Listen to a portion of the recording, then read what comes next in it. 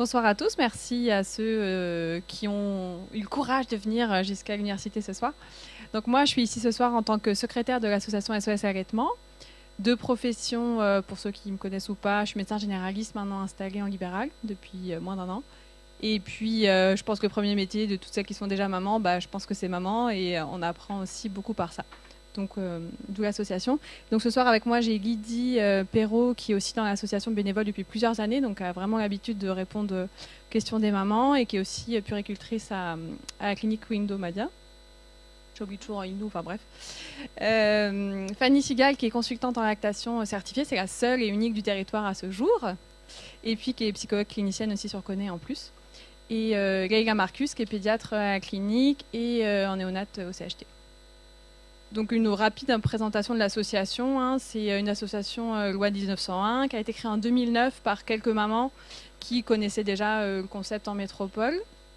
Et voilà, le seul point commun qu'on a, enfin le point commun dans l'association, c'est qu'on est toutes des mères allaitantes ou ayant allaité, avec comme objectif principal le soutien et la promotion de l'allaitement maternel. Et puis là, ce qu'on essaye de plus en plus de développer, c'est de participer à la formation des professionnels de santé et de la petite enfance, parce qu'à un moment donné, on a un peu compté sur le plan d'Ocamo, et puis voilà. Donc les actions pour les années en cours, on est en ce moment qu'une dizaine de bénévoles, comme beaucoup d'assauts, effectivement, en ce moment, c'est un peu dur. Et donc notre première mission sur laquelle on tient vraiment à toujours assurer, c'est une ligne téléphonique 7 jours sur 7. Donc n'importe qui peut appeler, que ce soit les mamans, professionnels de santé, des gens qui se poseraient des questions sur l'allaitement. On a une page Facebook, une boîte mail, une réunion mensuelle physique qu'on organise à la maison des associations de Nouméa pour cette année. Après, le lieu peut évoluer. Et puis, au cours de l'année, on participe à divers événements interassociatifs. On organise une semaine de l'allaitement maternel, souvent en partenariat aussi avec la clinique, avec l'hôpital et différents lieux où on peut intervenir. On a un petit livret, je peux vous en donner à la fin, qu'on avait fait éditer il y a quelques années, qu'on va réimprimer, avec quelques conseils de base sur l'allaitement, qui est donné dans les maternités. Et puis là, ce qu'on a pu faire cette année, c'est de collecter des fonds pour faire des dons de kits de tire-lait en néonate pour favoriser la poursuite de l'allaitement pour ces mamans de bébés en néonate. Et je laisse la parole à Lydie pour la suite de topo. Ah oui, pardon. Donc juste pour se reclarifier ça, je trouve que c'est important de se le dire. On entend toujours l'allaitement maternel, c'est 6 mois. Si on lit la suite de la reco OMS, c'est poursuite de l'allaitement jusqu'à 2 ans associée à la diversification alimentaire. C'est pas quand on reprend le travail à 3 mois ou quand le bébé a 6 mois que d'un coup le lait de vache devient le mieux pour l'enfant. Donc c'est comment maintenant qu'on sait, maintenant que c'est ultra prouvé que l'allaitement et le lait maternel c'est ce qu'il y a de mieux pour l'enfant, comment on aide concrètement et vraiment les mères à poursuivre ce truc qui est le mieux pour la santé, quoi. Je ne vais pas préparer de topo sur les bienfaits de l'allaitement maternel, je pense que vous êtes tous convaincus de ça, mais c'est bien au-delà de l'aspect nutritionnel en termes de prévention, de lien d'attachement, mais aussi même, on sait maintenant, de développement de la sphère buccale, donc du coup la mastication ensuite, l'apprentissage de la parole, enfin c'est vraiment multi-aspect et il n'y a rien qui peut remplacer ça.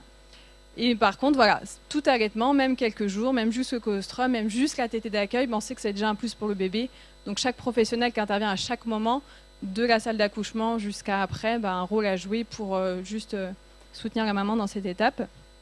Et puis quelque chose que peut-être beaucoup vous avez l'habitude, mais qui est toujours important de rappeler, c'est dans les conseils qu'on donne de l'allaitement, la base, c'est vraiment de se dire que maintenant, par rapport à d'anciennes pratiques, c'est à l'éveil. Donc c'est-à-dire avant que le bébé pleure et avant même que vraiment il commence à s'énerver, d'avoir faim. Donc c'est-à-dire pour les tout petits bébés, c'est vraiment les premiers signes d'éveil qui commencent à mettre le poing vers leur bouche, à légèrement sortir de la phase de sommeil profond en fait. Et notamment, ils peuvent avoir encore les yeux fermés. Donc ça c'est vraiment crucial, vous le verrez pour plein de difficultés qui peuvent apparaître. Si on revient à ça, déjà ça aide beaucoup. Et donc, on vous présente quelques petites situations qu'on a souvent à la permanence.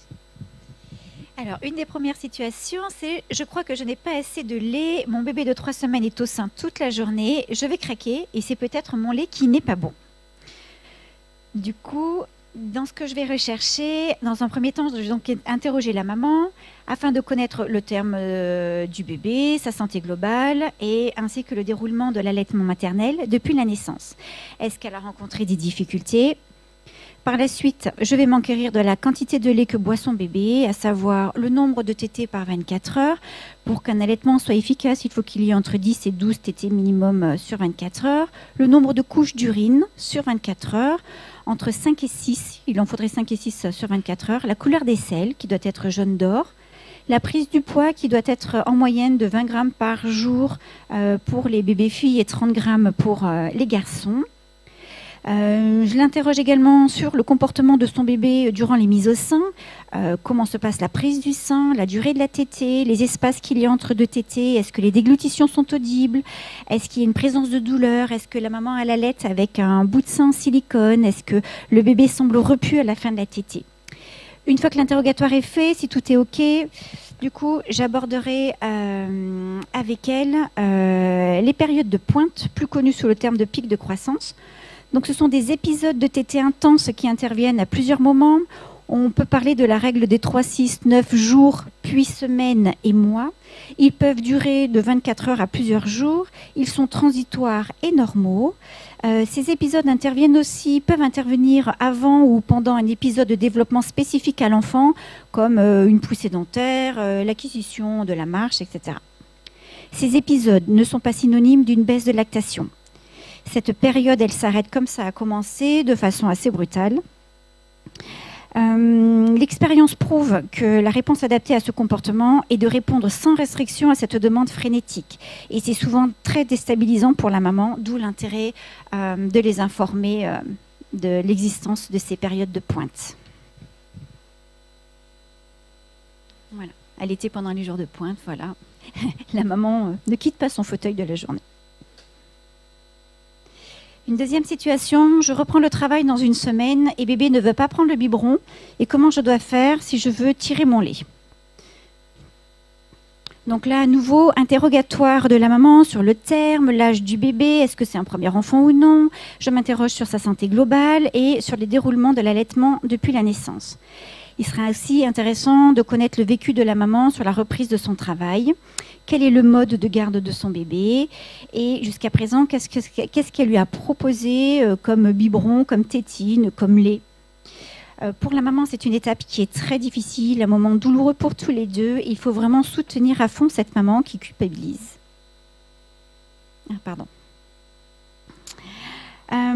Du coup, il faut proposer à ce bébé du lait très souvent sans forcément attendre des signes évidents de faim. Ne pas attendre que le bébé pleure ou qu'il hurle parce que du coup c'est trop tard. Essayez de lui proposer différents contenants comme la soft cup, la pipette, la seringue ou la tasse, le verre et choisir celui qui lui conviendra le mieux.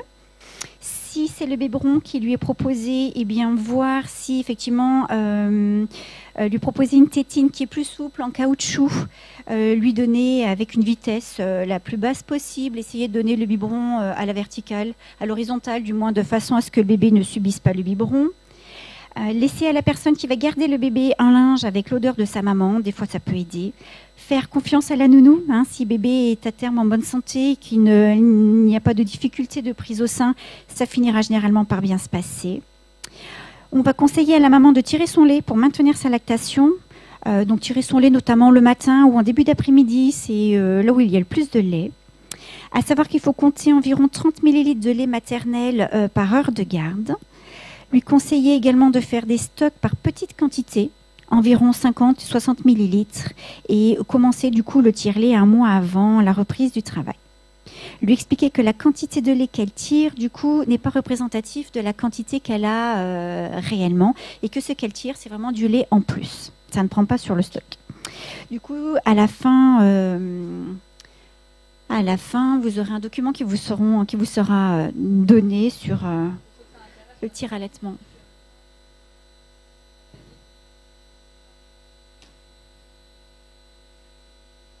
Une autre situation, je suis malade, bébé est malade, et est-ce que je peux continuer à allaiter? Concernant le bébé, bien sûr, il faut continuer l'allaitement maternel. Cela va lui permettre de récupérer plus facilement tout en le réconfortant. Si présence de diarrhée, de vomissement, du coup, le lait maternel est le meilleur réhydratant. Il apporte également des anticorps et des autres défenses immunitaires qui vont combattre les infections et favoriser la guérison. On sait que le contact peau à peau favorise la guérison, notamment la fonction respiratoire. Et bien sûr, la tétée a une action antalgique avant un soin, par exemple, qu'on peut combiner avec du peau à peau, au moins 20 minutes de peau à peau. Concernant la maman qui est malade, oui, elle peut poursuivre son allaitement, sauf dans des situations qui sont très spécifiques. L'allaitement maternel, elle permet d'éviter à l'enfant d'attraper lui-même la maladie de sa mère ou de l'avoir sous une forme atténuée via les anticorps et autres facteurs immunitaires. On dit que la maman est le système immunitaire extériorisé du bébé. Attention à maintenir une hydratation suffisante pour éviter une baisse de la lactation en cas de fièvre et de troubles digestifs. Et concernant le traitement médical, s'assurer qu'il soit compatible avec l'allaitement maternel. Si jamais ce n'est pas le cas, du coup, il y aura certainement une mise en place de tire-lait afin que la maman puisse maintenir sa lactation durant le traitement.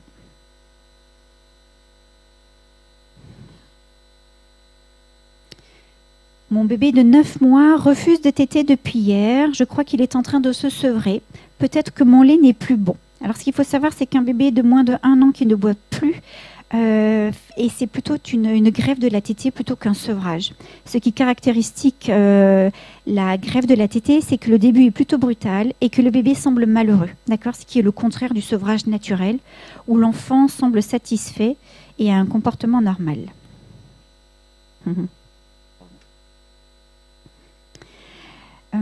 Cette greffe de la tétée, elle peut durer de quelques jours, voire beaucoup plus. Il faut conseiller à la maman de tirer son lait afin de maintenir sa lactation, car il y a un risque de sevrage. C'est une situation qui est très déroutante et des plus angoissantes pour elle. Il faut la soutenir pour qu'elle puisse retrouver confiance en elle. Ne pas hésiter à consulter un médecin pour s'assurer qu'il n'y ait pas une pathologie ORL derrière. Donc effectivement, les causes possibles, eh bien, une pathologie ORL, un nez bouché, oui, un rhume. Il se peut aussi que la maman qui introduit des biberons, peut-être un peu trop, une utilisation excessive de la tétine, bébé sera moins souvent au sein et du coup il peut y avoir une diminution de la production de lait. Peut-être que trop de distractions aussi ou d'interruptions pendant la tétée et une séparation exceptionnellement longue avec la mère peut entraîner une greffe de la tétée. Il y a aussi d'autres situations comme le bébé lors d'une tétée qui viendrait à mordre sa maman, une maman qui a une réaction un peu excessive, un changement dans la routine comme un déménagement, une maman qui limite la durée des tétées ou qui impose un horaire strict si la maman parle fort, n'est pas concentrée sur l'allaitement avec son bébé, trop de stimulation, de stress, de tension et un refus d'allaiter son bébé quand le bébé a décidé de téter. Les propositions que l'on peut faire aux mamans, c'est d'essayer d'allaiter quand le bébé dort ou quand il est assoupi, durant la nuit ou la sieste. C'est vrai que plusieurs bébés refusent le sein quand ils sont éveillés, mais téteront lorsqu'ils sont assoupis. Varier les positions d'allaitement. Allaiter en mouvement, des fois ça fonctionne. Les bébés accepteront plus facilement de téter quand la maman les berce quand elle marche. Allaiter dans un environnement calme, en fait, pour que le bébé accepte de prendre le sein. Donner au bébé plus d'attention, favoriser le peau à peau à fond et porter son bébé entre les tétés peut favoriser en fait favoriser les prises de sein au niveau du bébé. Voilà, merci de votre attention.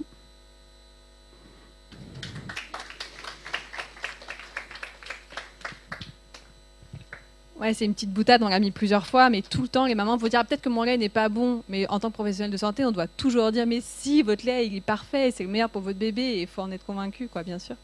Mais c'est toujours le premier truc, quoi. Peut-être que mon lait n'est pas bon, peut-être que ceci, peut-être que cela. Et donc pour information, on avait fait cette affiche pour l'association pour avoir un petit peu plus de visibilité. Donc j'en ai apporté ce soir pour ceux qui sont installés dans vos lieux professionnels. Je peux vous remettre gratuitement une affiche si vous êtes amené à avoir en consultation des futurs parents ou des jeunes parents.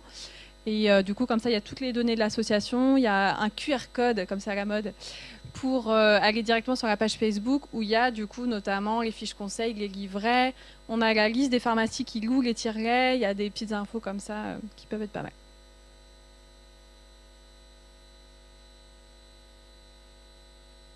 Les questions, on fait plutôt à la fin ou à la fin? Ok. Tac. Et donc, en tant que médecin, j'ai l'honneur de vous faire le topo sur les médicaments. Un grand privilège.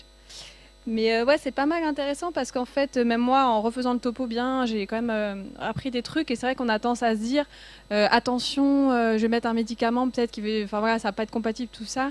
Et finalement, en fait, on se rend compte qu'il y a pas mal de choses en pratique courante qu'on peut mettre facilement et qu'il faut pas forcément en avoir peur. Par contre, je sais pas vous, dans vos pratiques, surtout les médecins généralistes, il y a des fois des mamans surtout qui allaitent des bébés assez grands. Passer 1 an, 2 ans, qui oublient complètement qu'elles allaitent en fait. C'est tellement normal, entre guillemets, qu'elles vont pas toujours le dire en consultation.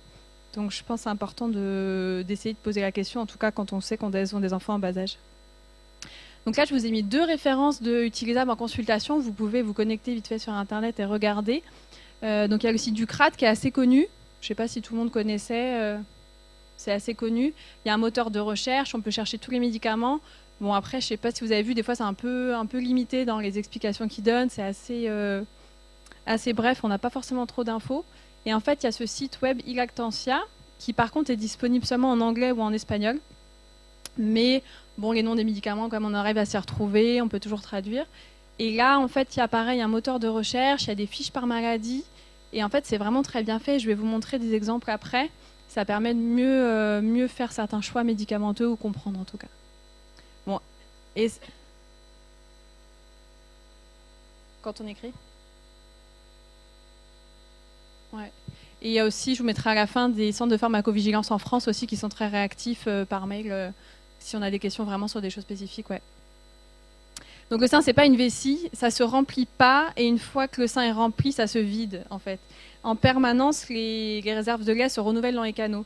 Ça, c'est vraiment important à comprendre parce que du coup, on comprend que le transfert des molécules médicamenteuses passe en fait du plasma au lait librement, mais c'est dans les 2 sens en fait. Et donc si la concentration dans le sang baisse, elle va baisser aussi dans le lait parce qu'en permanence le stock c'est pas un stock quoi, c'est en permanence les laits dans les canaux se renouvellent. Et donc en fait, sauf de rares situations de substances liposolubles, donc qui vont rester dans le gras du lait ou des médicaments vraiment à risque avec des longues demi-vies.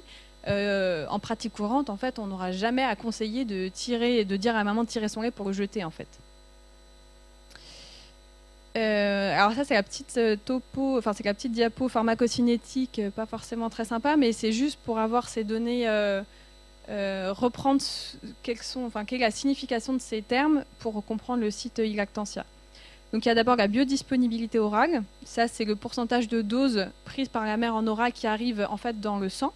Et finalement, ça vous le savez, dans les médicaments, entre ce qu'on absorbe et ce qui est vraiment circulant, il y a une grosse différence. Il y a le paramètre de la liaison protéique. Certaines molécules pour circuler dans le sang vont se fixer sur des protéines. Et donc ça, si elles sont fixées sur les protéines, elles ne passeront pas dans le lait. Donc ça va être important à voir. La demi-vie des médicaments, bien sûr. Donc vous savez le temps qu'il faut pour que le médicament soit éliminé par le corps. Et attention, autant une demi-vie, enfin la demi-vie, c'est la notion pour laquelle la moitié du médicament a été éliminé par l'organisme. Mais en fait, pour que la concentration soit proche de 0, c'est 5 à 7 demi-vies. Donc il faut faire un petit peu de calcul. Le poids moléculaire, ça c'est la grosseur de la molécule. Si c'est très élevé, pareil, ça ne va pas passer dans le lait. Alors que si c'est plus petit, ça passera dans le lait. Et bien sûr, la concentration plasmatique. Et enfin, donc ça c'est sur le site, ils font un pourcentage de la dose théorique sur la dose relative. Et donc là, c'est un calcul qui montre le passage réel pour le nouveau-né versus la dose théorique du médicament. Et donc ce qu'il faut retenir, c'est juste qu'en fait, quand il y a une dose relative inférieure à 10%, on sait que finalement, et pour la plupart des médicaments, c'est même moins de 1%, finalement la dose reçue par le nourrisson va être vraiment très faible et donc on peut être assez rassuré. Bon, après, c'est d'autres notions. Et puis par contre, le caractère liposoluble, où je vous dis là, ça a vraiment un impact parce que ça va rester, pour le coup, vraiment dans le lait, avec potentiellement un phénomène d'accumulation.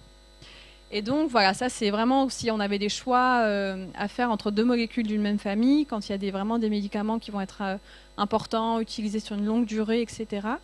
Si on peut choisir, on va plutôt prendre un médicament avec une faible biodisponibilité, qui est utilisable en pédiatrie. Ça c'est un bon moyen aussi, si vous ne savez pas trop, de vous dire si c'est un médicament qu'on utilise facilement chez l'enfant, déjà c'est plutôt rassurant. Si la durée est courte, des traitements qui sont globalement avec peu d'effets indésirables, plutôt une demi-vie courte, avec une liaison protéique forte et puis un haut poids moléculaire. Après, on n'est pas obligé d'avoir tout ça en tête, mais c'est pour comprendre. Et donc, voilà, entre cette théorie et puis la pratique, bon, bah, bien sûr, c'est toujours dans notre métier de prescrire, c'est de se dire toujours le rapport bénéfice-risque. Est-ce que vraiment la prescription est nécessaire? Quel est le service médical rendu?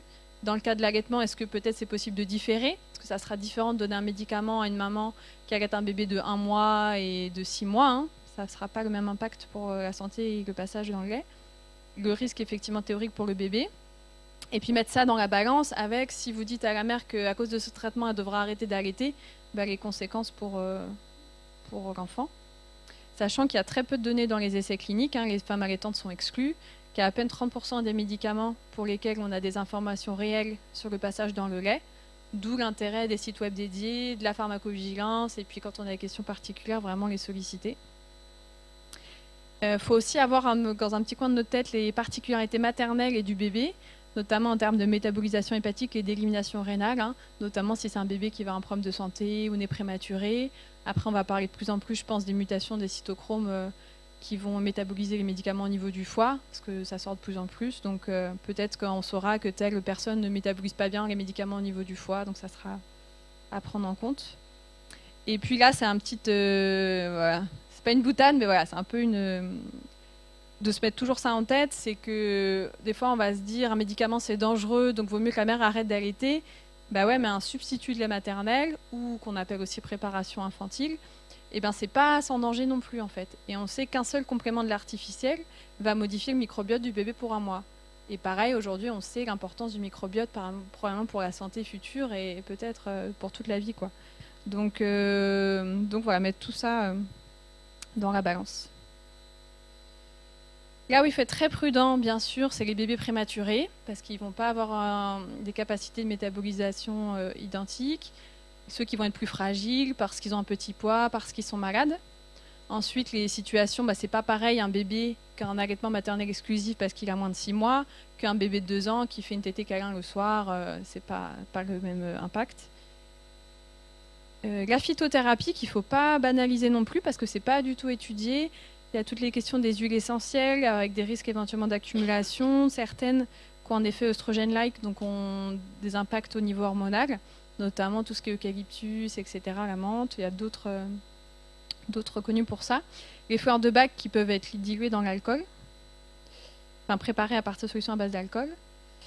Et puis au niveau des antibiotiques, voilà, on sait que la perméabilité intestinale du nourrisson est plus importante. Donc même une petite dose d'antibiotiques va avoir un effet sur son microbiote. Et par contre, si on se pose la question de la période du colostrum, donc vraiment les premiers jours après la naissance, on pourrait se dire ça peut être inquiétant à ce moment-là parce que le bébé est vraiment petit. Mais par contre, la quantité est tellement infime, c'est vraiment quelques millilitres par jour, que du coup le risque de passage dans le lait est assez faible, enfin, en tout cas de passage au nourrisson.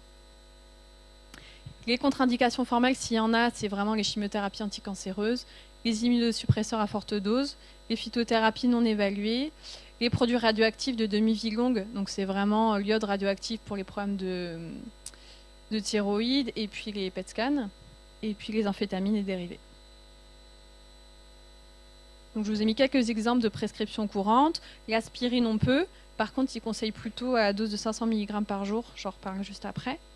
Les benzodiazépines, on peut en mettre si c'est nécessaire, en cas de troubles anxieux, que ça soit préexistant ou apparu après l'accouchement. S'il faut choisir, on préférera le Seresta, parce que sa demi-vie est plus courte et qu'il est moins liposoluble. Au niveau des psychotropes, s'il y a besoin d'un antidépresseur, on va préférer le Deroxate. Par contre, le Prozac, qui est aussi souvent utilisé, est plus déconseillé. Et puis le sertraline pour les indications spécifiques. Attention à la codéine. Alors ça, sur le CRAT, il le met, je crois, comme première antalgique conseillée en palier 2. Voilà, il faut être vraiment attentif, justement, à cause de ces variations interindividuelles de métabolisation hépatique, tant chez la mère que chez le bébé. Donc on commence vraiment à petite dose. On voit si le bébé montre des signes de somnolence, des effets... enfin, en tout cas, s'il y a un changement de comportement. Et puis, bien sûr, on essaie que ça soit la durée la plus courte possible. Et puis, par exemple, le pseudoéphédrine qu'on pourrait donner facilement pour un rhume, on sait que l'efficacité n'est pas forcément... c'est pas ça qui va changer le rhume. Par contre, ça peut faire baisser la lactation. Donc, pareil, si c'est une maman avec un petit bébé, ça vaut peut-être pas le coup de lui mettre de Rhinavil, quoi. Ça, c'est pour vous montrer donc Sur le site, ça se présente comme ça. Donc, il va y avoir tous les paramètres dont je vous parlais. Et donc, si on prend l'ibuprofène, eux, ils vont dire qu'il n'y a pas de problème parce qu'en fait, c'est lié à 99% à des protéines. Donc, il y en a très peu de libre dans le plasma qui va passer dans le lait. La demi-vie est courte. La durée maximum, le Tmax, c'est le délai maximum pour la concentration, enfin, le délai pour la concentration maximale dans le sang est court aussi. Donc, eux, ils disent que l'ibuprofène, chez une femme enceinte, chez une femme allaitante, il n'y a pas de souci. Et l'aspirine, si on hésite entre ces deux molécules-là, dans ces cas, on va préférer l'ibuprofène, parce que l'aspirine, à cause du risque rare, mais décrit de syndrome de Rey chez l'enfant. Alors ça, je savais plus ce que c'était. En fait, c'est une atteinte neurologique particulière qui est observée après la prise d'aspirine lors d'une infection virale. Donc c'est rare ici, mais à cause de cette balance-là, ils le mettent en deuxième intention. Et puis, au niveau de la lésion et du passage, c'est un petit peu plus important que l'ibuprofène. Là, c'est des exemples de compatibilité vraiment étayée avec l'allaitement, donc il n'y a pas de souci. Tout ce qui est donc paracétamol, les corticoïdes comme la prénisone, la prénisolone, attention quand même, c'est à dose, c'est pas les doses d'une poussée de sclérose en plaques, ou voilà, c'est vraiment les doses modérées qu'on peut utiliser sur des durées courtes. Les anticoagulants, l'insuline, la lévothyroxine, les antibiotiques, je vais revenir dessus, voilà, les antidiarrhéiques, etc. Et du coup, je vous ai fait une petite revue pour les antibiotiques pour un peu se recaler sur ce qu'on peut utiliser en pratique. Finalement, il n'y en a aucun qui est vraiment contre-indiqué. Hein. Donc, je ne parle pas des antibiotiques spécifiques intraveineux en réanimation, hein, mais vraiment dans la pratique courante. En fait, la plupart sont utilisés chez l'enfant. Il y a un faible passage dans le lait, pas d'effets indésirables graves connus. Donc, on peut prescrire l'amoxicilline, l'augmentin, l'orbénine. S'il faut un macrolide, on va préférer l'azithromycine. Le mupiderme qu'on utilise pour les infections à staph, d'autant plus que c'est par voie cutanée, il n'y a pas de souci. Pour la clindamycine, il y avait une petite discordance entre Elactantia et le CRAT. Le CRAT, ils ont mis prudence à cause d'un cas de coquille pseudomembraneuse, mais ici, on peut vraiment en avoir. La clindamycine, c'est la dalacine. On peut en avoir besoin dans les infections à staph résistants, et du coup, la balance bénéfice-risque dans cette indication sera favorable. Pour les fluoroquinolones, en cas d'infection urinaire, ofloxacine, ciprofloxacine, il n'y a pas de souci. Plutôt éviter la lévofloxacine qui a une durée de vie plus courte, à choisir entre. Et puis l'homonurique pour les infections urinaires. Il mettait juste une prudence pour l'érythromycine, mais c'est vraiment pour les nouveau-nés de moins de 1 mois à cause d'un risque potentiel accru de sténose du pylore. La piostacine, pareil, je ne l'ai pas trouvé sur Elactantia. Et sur le CRAT, ils disent OK, si pas d'alternative possible. Donc nous, notre infection cutanée à staph, possiblement SARM, on est obligé d'en mettre. Donc on peut le proposer. Et puis la doxycycline, on peut, voilà, si une durée courte et que c'est vraiment pas d'autre choix d'antibiothérapie. En résumé, toujours se poser la question, est-ce que vraiment le traitement est nécessaire? Si on peut choisir le traitement pour lequel on a des données sur le passage dans le lait, plutôt un traitement connu de longue date. Si on a besoin d'un choix poussé, pourquoi pas prendre en compte ces données de pharmacocinétique, contacter les centres de pharmacovigilance. Adapté, imaginons c'est un traitement en prise unique à une durée de vie courte, on va dire à maman, donner par exemple après la tétée du soir, on sait potentiellement il y a quelques heures avant la prochaine tétée. Après on peut lui dire que si jamais le bébé se réveillait tête, elle peut donner quand même, ça ne sera pas dramatique. Quand on peut, plutôt privilégier un mode d'administration autre qu'oral, cutané, transcutané, etc. Et puis pour rappel, vraiment prudence si l'enfant est prématuré, petit poids, malade, etc. Et donc, dans notre pratique, changer de message, on sort de ce truc, vous prenez un médicament, tirez votre lait et jetez-le, à plutôt la poursuite de l'allaitement est le plus souvent compatible avec le traitement, s'il est nécessaire. C'est ça qu'il faut mettre dans la balance. Donc, il faut vraiment individualiser le traitement, rechercher éventuellement chez vos femmes s'ils ne sont pas allaitantes, parce qu'on peut aussi ne pas le savoir. Envisager une alternative le cas échéant. S'il y a des médicaments spécifiques avec des risques, prévoir la surveillance clinique ou biologique nécessaire. Pas besoin de tirer le lait, donc je le disais, sauf traitement liposoluble, longue demi-vie, etc. C'est particulier. Et puis, voilà, si jamais il y a des inquiétudes, bien expliquer à la mère les incertitudes sur le traitement. Et puis, par rapport à la prise de phytothérapie huile essentielle, donc sur la page Elactantia, sur la première page, il y a un truc phytothérapie et vous allez avoir toutes les molécules. Et donc, si ça vous intéresse, que vous avez habitué à en prescrire, vous pouvez regarder. Vous allez voir, par exemple, C'est vrai que l'eucalyptus, ils disent risque modéré. Par contre, Gorigan, c'était bon. Enfin, vous voyez, on peut vraiment après vérifier un peu par rapport à notre usage en pratique, voir ce qui est possible ou pas. Merci de votre attention. Et puis, c'est les bébés qui nous remercient d'avoir toujours du bon lait.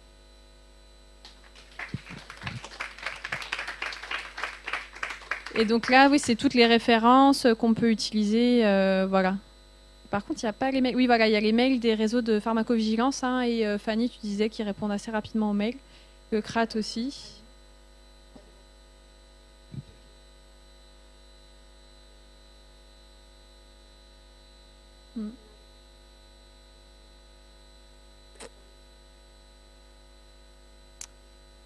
Donc voilà.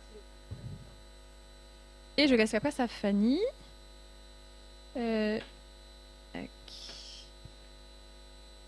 Qui va vous parler des problèmes de sein.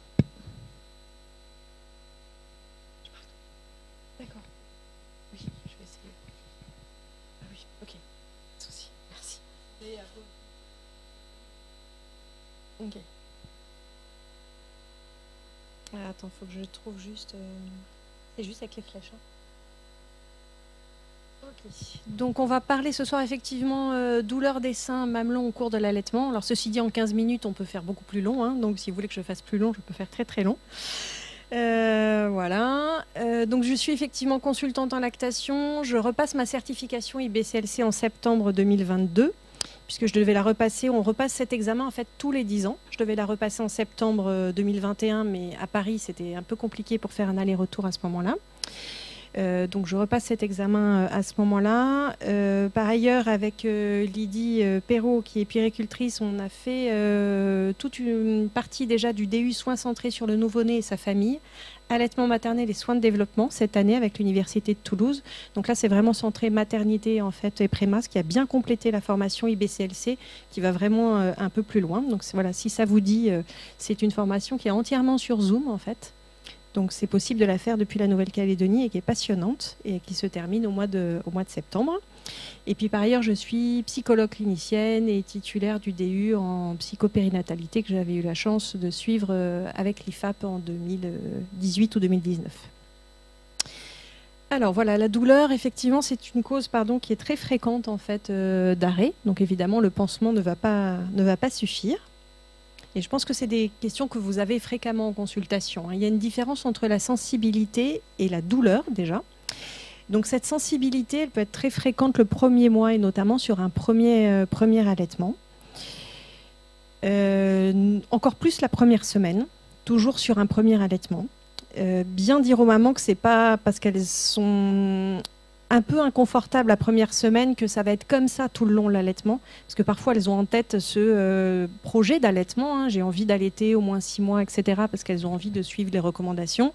Et quand elles voient comment se passe la première semaine, elles se disent non mais en fait c'est pas possible, je tiendrai pas. Donc évidemment les choses évoluent. L'allaitement maternel c'est pas si facile en fait la première semaine, ni le premier mois, ni on va dire les 3 à 6 premières semaines. Mais heureusement que ça évolue. Parce que sinon ça serait difficile, et il y a même des gens qui refont des enfants hein, et qui allaitent le suivant, donc c'est qu'on y trouve à un moment donné quand même un avantage et un intérêt, mais c'est vrai que parfois il faut quand même s'accrocher. Ceci dit, on sait que les seins qui sont plus volumineux en fait en général sont moins sensibles. En revanche, après la première semaine, une douleur, hein, et pas une sensibilité, une douleur. Hein, vous avez des mamans qui vraiment pleurent en fait de douleur, hein, parce que c'est quand même bien innervé. Donc ça, c'est pas normal. Il faut quand même trouver pourquoi. C'est-à-dire, c'est pas normal d'avoir mal en allaitant. Être un peu inconfortable ou être gêné, c'est quelque chose. Avoir mal, en fait, c'est pas normal. Et on regarde d'un peu plus près ce qui se passe. D'autant plus que la douleur et le stress, ça peut inhiber partiellement l'ocytocine et donc le réflexe d'éjection. Ça, on le voit beaucoup dans les... Vous avez parfois des mamans qui peuvent vous dire j'ai trop mal, ou il y a eu un deuil dans la famille ou quelque chose et j'ai le lait coupé, en fait, j'ai plus de lait. Mais en fait, le lait, il s'évanouit pas comme ça en 24 heures. En revanche, si la maman elle a très mal ou elle est vraiment très stressée, même avec un choc psychotrauma, en fait, ça peut bloquer en fait le réflexe d'éjection. Donc dans ces cas-là, on ne se précipite pas tout de suite à donner immédiatement des biberons en fait, de complément au lait artificiel en fait, à ce bébé. Il suffit parfois vraiment de s'occuper de la maman, de s'occuper en fait, du choc psychologique ou en fait, de la douleur, si on lui donne quelque chose pour la douleur, de s'occuper d'elle, c'est-à-dire voilà, de lui mettre, s'il fait froid, de lui mettre un petit châle, de lui donner une tisane, de la masser, de la rassurer, etc. Et souvent, quelques heures après, en fait, le lait recommence à couler. La douleur, elle est associée à un arrêt de l'allaitement dans 42% des cas la première semaine. Donc c'est pour ça qu'il faut quand même s'en occuper et pas dire oui, bah, c'est normal, c'est comme ça, quand on allaite, on a mal en fait. Non, on peut être inconfortable, mais pas avoir mal. Donc on va essayer de voir ça. Donc un petit rappel quand même sur l'observation de la tétée, parce qu'on ne va pas voir de petits films là. Mais donc là, vous voyez un bébé qui a la bouche bien grande ouverte, en fait, avec les lèvres bien ourlées. Donc il y a vraiment une vraie prise en fait, au sein, avec les joues qui sont bien rondes. Donc là, a priori, on se dit que le bébé en fait, va avoir suffisamment de lait en plus et ne va pas faire mal à la maman. Là, vous voyez, c'est différent. Vous voyez que là, la bouche, en fait, elle est vraiment resserrée. Et là, en fait, le bébé qui reste 20 minutes sur le sein ou 10 secondes, en fait, il peut faire vraiment très mal à la maman. Donc là, ça peut avoir un intérêt, en fait, de briser la succion et de reproposer, en fait, voilà, une meilleure ouverture de bouche. Mais là, si le bébé tète tout le temps comme ça, la maman, vraisemblablement, elle aura des crevasses. Donc là, à nouveau, un bébé qui est bien positionné, avec une bouche qui est bien grande ouverte, quoi. Donc ça, c'est vraiment ça que vous recherchez. Alors dans le cadre de vos consultations, que ce soit sage-femme ou médicale, parfois c'est en fonction du temps aussi que vous avez, mais si vous observez une tétée, c'est vraiment important d'observer en fait cette bouche bien grande ouverte en fait.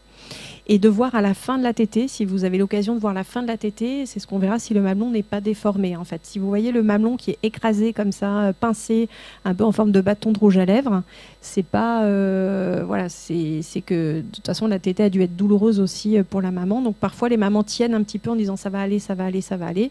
Et en fait au bout de quelques jours, la douleur est telle en fait qu'elle souhaite arrêter. Donc les douleurs les plus courantes, est-ce que vous voyez le plus en consultation, parce qu'on pourrait sinon faire long. Voilà, donc les engorgements, les mastites, les abcès du sein, même si on en voit moins quand même aujourd'hui, les crevasses aussi, la candidose mammaire, et puis je vous ai fait un petit panel d'autres douleurs éventuellement possibles qu'il faut garder dans un coin de sa tête. Donc sur l'engorgement, donc là vous voyez une petite photo en bas, donc c'est un engorgement déjà avec un début de placard rouge. C'est vraisemblablement une maman qui essaie de tirer son lait. On voit la marque un peu de la tétrelle hein, qui était appuyée.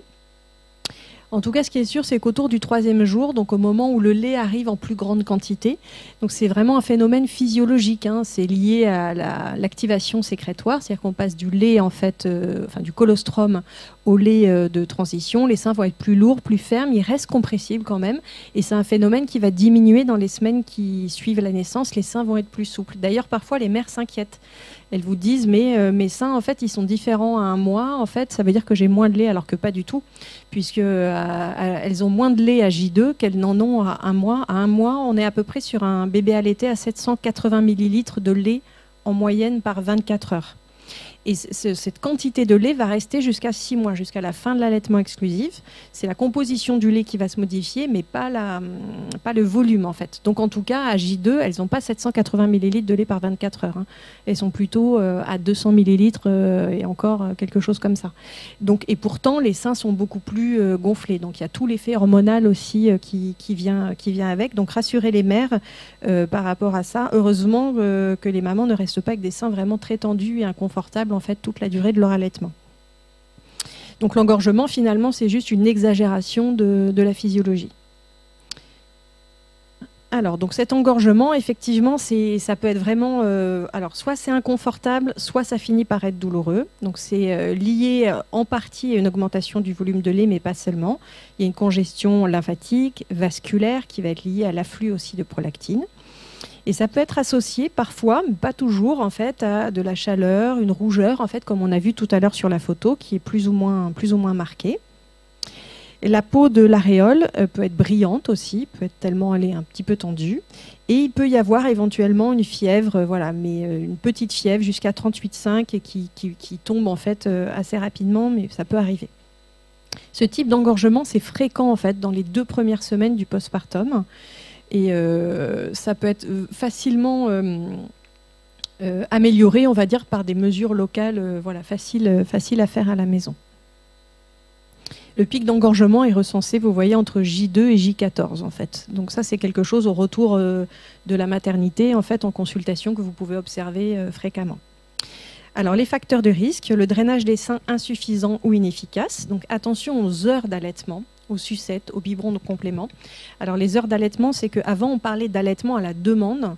Et en fait, dans la tête des parents, le bébé demande quand il pleure. En fait, quand le bébé pleure, en fait, c'est qu'il stresse. Ça fait un moment qu'il demande, effectivement, avec ce que disait Muriel, c'est tous ces petits signes de bouche, en fait. Si on reste sur des heures d'allaitement, c'est-à-dire qu'il doit téter, en fait, toutes les 2 heures ou toutes les 3 heures, du coup, là, on est embêté. Ça va être différent si on a un bébé de petit poids, vous le verrez avec Leïla tout à l'heure, par exemple, là où on va dire, on va un peu l'inciter à téter, mais si tète avant ces 3 heures ou avant ces 2 heures, en fait, c'est pas grave. Donc les heures d'allaitement, en fait, ça s'était vraiment montré qu'on complique en fait les choses. Attention aux sucettes aussi, ça ne veut pas dire encore une fois que c'est interdit. Les parents, ils font ce qu'ils peuvent et ce qu'ils veulent aussi. Mais c'est vrai que les sucettes, dans les 6 premières semaines, ça peut vite compliquer les choses parce il y a des bébés qui vont se contenter de la sucette, en fait. Donc ils vont la prendre et puis finalement, ils vont se rendormir avec, ils vont sauter une tétée. Donc on saute une tétée sur 24 heures, c'est pas grave, on en saute plusieurs par jour, et du coup ça commence à devenir compliqué. Et les biberons de complément, c'est pareil, hein, si on donne un biberon de complément à son bébé, du coup pendant ce temps il tète pas. Et en plus, si c'est un complément de lait artificiel, il va avoir tendance à dormir un peu plus parce que c'est plus long à digérer. C'est une tendance, c'est pas voilà. Et du coup, la tétée suivante, en fait, ça va être plus compliqué en fait pour le bébé parce que le sein sera un peu plus engorgé. Et les bébés, ils ont du mal en fait au début, hein, notamment les 6 premières semaines. Si le sein il est trop engorgé, en fait, ils ont du mal à le prendre correctement. Et donc c'est là qu'ils risquent en fait de pincer la maman. Donc les facteurs de risque aussi, on sait que les petits seins qui sont fermes, denses en fait, ça c'est des seins qui sont parfois plus susceptibles en fait de s'engorger. Sans notion d'hypoplasie ou de sein tubulaire, donc de sein un petit peu particulier. Hein, mais il y a des seins qui sont plus susceptibles que d'autres de s'engorger. Une expérience antérieure d'allaitement aussi, parce qu'on sait qu'au deuxième allaitement, on a plus de lait. Donc on risque plus quand même le corps démarre plus vite, en fait, il a une mémoire. Les mamans qui décrivent qu'avant avant d'être enceintes, elles avaient une forte tension des seins au cours du cycle, juste avant les règles. Ça, on sait que c'est des mamans qui vont être plus sensibles aussi, qui risquent plus d'avoir des engorgements. Des mamans qui sont en situation d'hyperlactation, donc là c'est qu'elles produisent vraiment beaucoup de lait, en fait beaucoup plus que ce que le bébé en boit. Et des mamans qui seraient porteuses en fait d'implants mammaires. Les implants mammaires ne sont pas contre-indiqués en fait pour l'allaitement, mais du coup ça a quand même un peu modifié le sein. Et du coup, c'est des mamans quand même qui se retrouvent souvent avec de multiples engorgements. Donc, il faut encore plus les encourager à faire du pot à pot et à proposer le sein au bébé, en fait, très souvent, en fait, par rapport à ça, pour ne pas se retrouver avec un engorgement et éventuellement une mastite. Donc en prévention et traitement de l'engorgement, l'idée c'est pas d'arriver en fait à cette situation parce que là je peux vous assurer que c'est hyper difficile et parfois on dit aux mamans dans ce cas-là mettez votre bébé en pot à pot, mais là en fait la maman elle peut rien mettre en pot à pot quoi. On peut même plus la toucher quoi. Donc on n'attend pas en fait d'être dans ces situations en fait pour proposer quelque chose. La seule prévention et le traitement qui a prouvé son efficacité, c'est vraiment le drainage fréquent. On fait attention aussi au choix des mots, par exemple si on dit il faut vider les seins. Vider sous-entend que quand on le vide, il est vide.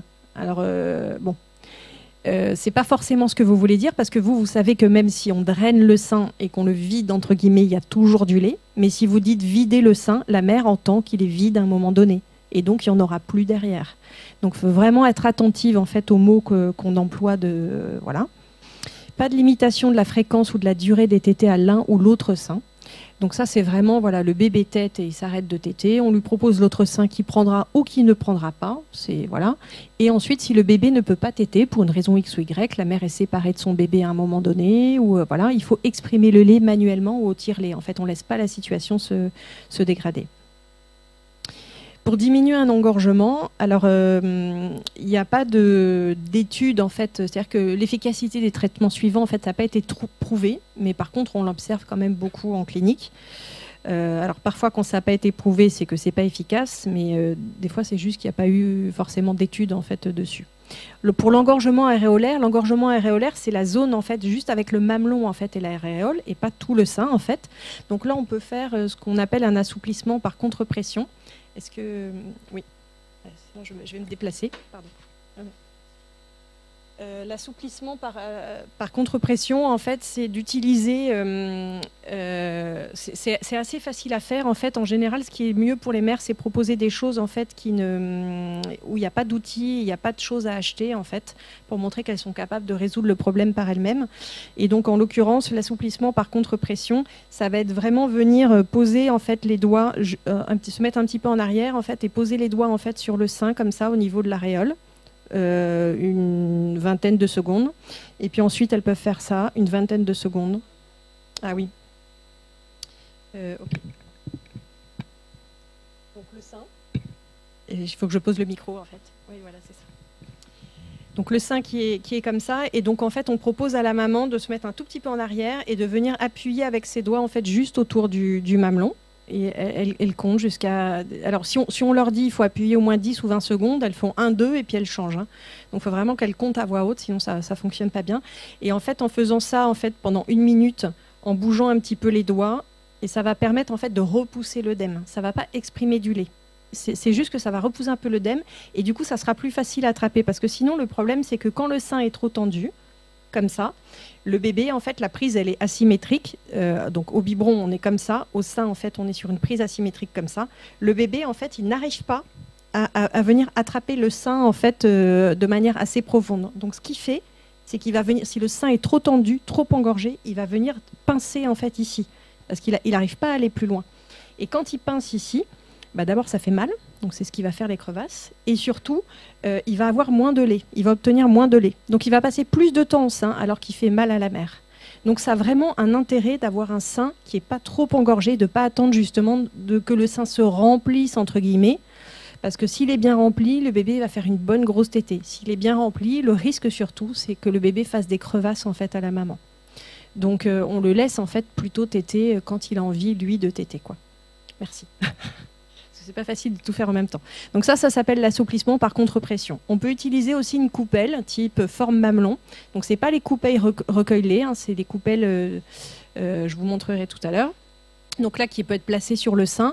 On ne le fait pas sur une maman qui a une hyperlactation, parce que sinon, ça stimule en fait en permanence. Mais sur une maman qui a une lactation classique, on va dire, si on met ça en fait dessus, voilà, pendant 30 minutes, voilà, ça va juste aider en fait à diminuer l'œdème et du coup, le bébé arrivera mieux à prendre le sein dessus. L'expression éventuellement manuelle d'une petite quantité de lait.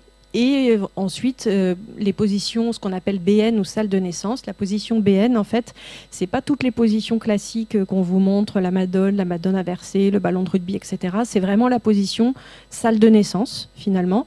C'est-à-dire que le bébé est plutôt en vertical. Oui, on fait attention, c'est un vrai bébé. Ventre contre ventre. Et du coup, le bébé, en fait, là, ça va l'aider à avoir la plus grande ouverture de bouche. Et ça peut aider aussi justement pour l'engorgement.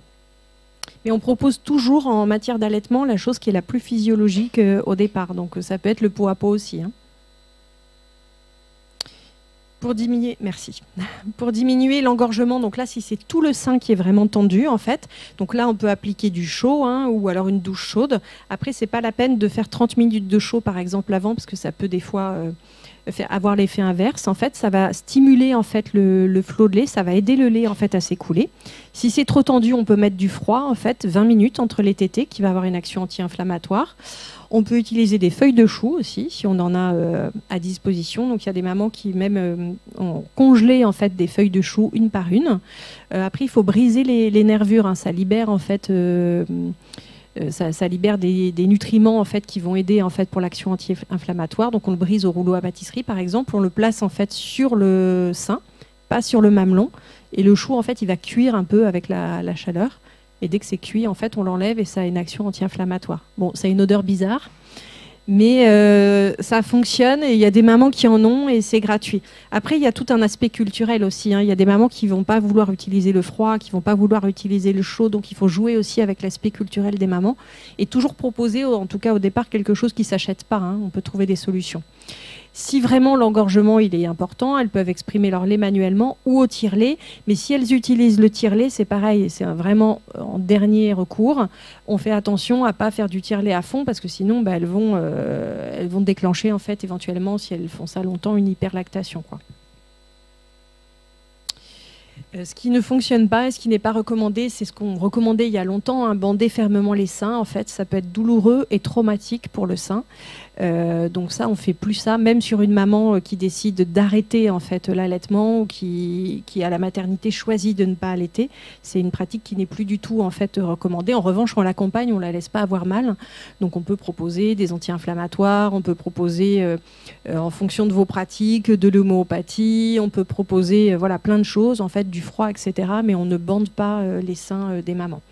Et il faut garder en tête que les engorgements, les mamans qui ont des engorgements en fait tout le temps parce qu'elles attendent que le bébé est bien faim en fait pour lui donner, en fait ça fait que la zone en fait qui fabrique la cellule qui fabrique le lait en fait, les jonctions s'ouvrent et il y a du liquide interstitiel qui passe en fait qui est salé et du coup s'il y a trop de liquide salé en fait qui passe, c'est la mort de la cellule en fait. Alors que pour cet allaitement, ça va refonctionner pour l'allaitement suivant, mais des engorgements sévères en fait qu'on ne traite pas et qu'on laisse traîner, en fait la nature elle a prévu que s'il n'y a plus personne qui tète en face, effectivement la production de lait va s'arrêter. On ne peut pas laisser le lait en fait continuer à se fabriquer alors que personne en face n'est demandeur en fait pour téter. Donc on se méfie de ces engorgements sévères, notamment sur des mamans de jumeaux par exemple.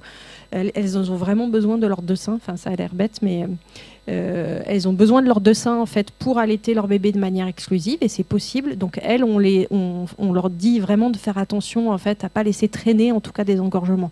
Il peut y avoir des engorgements à un moment donné, mais on laisse pas traîner des engorgements sur 48 heures ou 72 heures.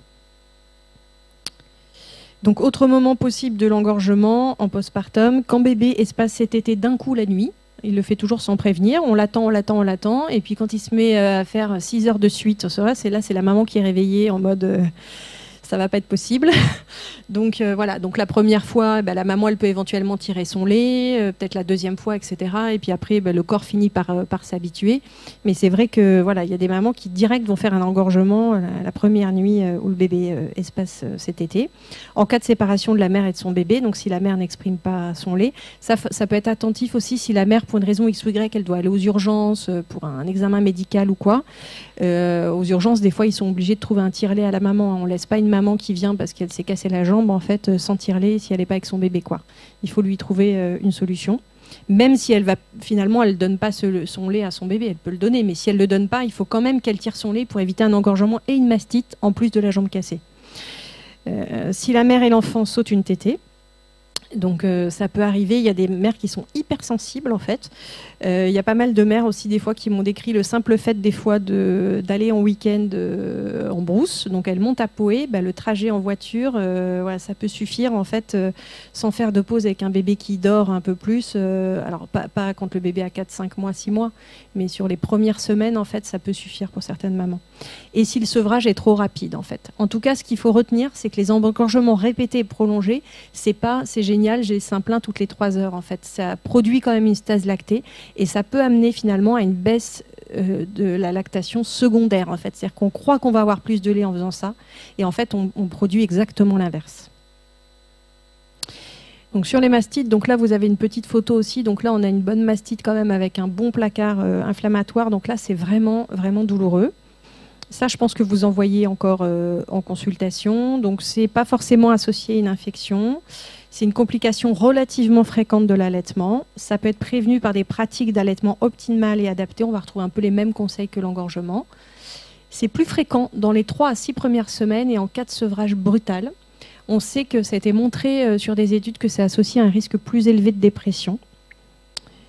Il y a un continuum entre cette mastite infraclinique, inflammatoire ou bactérienne ou l'abcès du sein. En fait, il y a un continuum entre tout, quoi. Donc, c'est-à-dire que c'est pour ça qu'on ne laisse pas traîner des engorgements, on ne laisse pas traîner des mastites. En fait, on fait quelque chose, on propose quelque chose.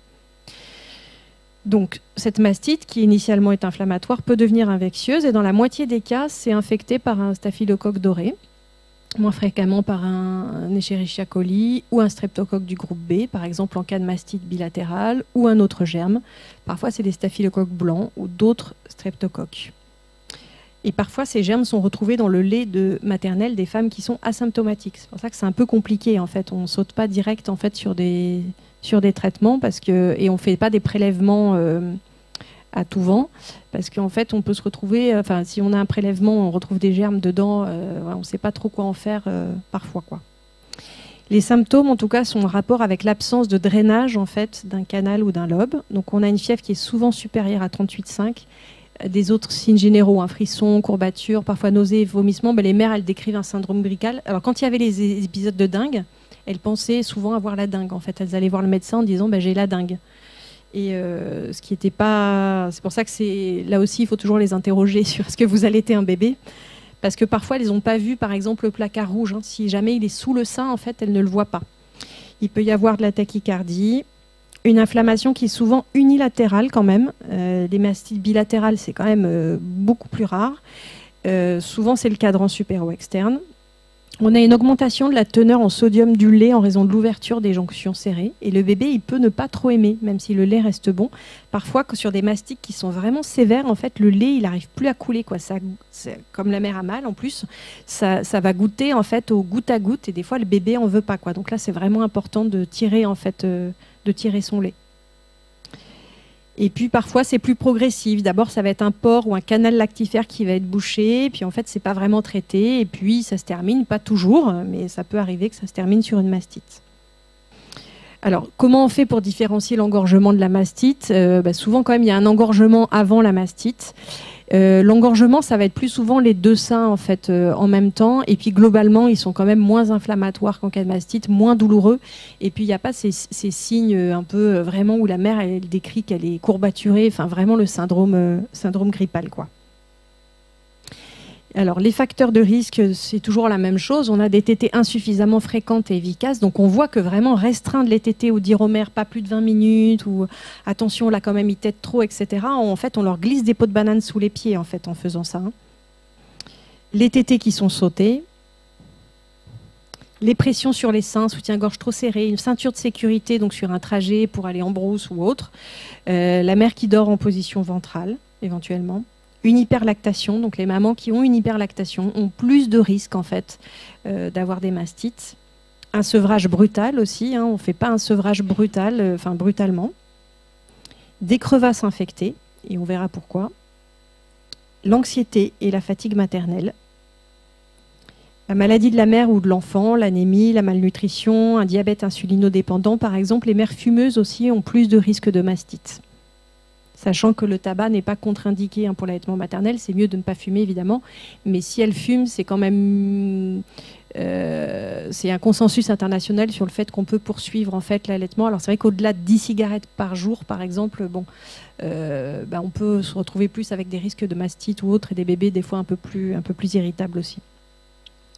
Mesures locales de traitement, donc on va améliorer la prise de sein de bébé, on va arrêter les restrictions, on va augmenter la fréquence des tétées. Alors parfois c'est compliqué parce que la mère elle a vraiment mal. Donc pareil, on applique de la chaleur, on masse doucement les seins pendant la tétée pour favoriser un meilleur dressage. On peut mettre le menton du bébé en fait au niveau de la zone rouge. Alors des fois ça oblige à des positions un peu bizarres, mais du coup le bébé en fait il va mieux drainer s'il a le menton qui touche en fait la zone rouge, il va bien drainer en fait cette partie-là. L'importance du repos, la fatigue étant un facteur prédisposant, moi je dis aux mamans à chaque fois, vous voyez, votre corps il vous a envoyé un signal là. Donc là, il faut se reposer. Et souvent pour une maman en fait qui vient d'avoir un bébé, en fait, si on dit repos au lit, en fait, elles comprennent ce que ça veut dire le mot repos. Sinon, repos, c'est je fais une machine, je reçois du monde, etc. Enfin, le sens du mot repos, en fait, voilà, c'est pas évident. Quand on dit repos au lit, votre corps vous a donné un signal. Sur 2 jours, ça peut permettre des fois de mieux s'écouter quand même.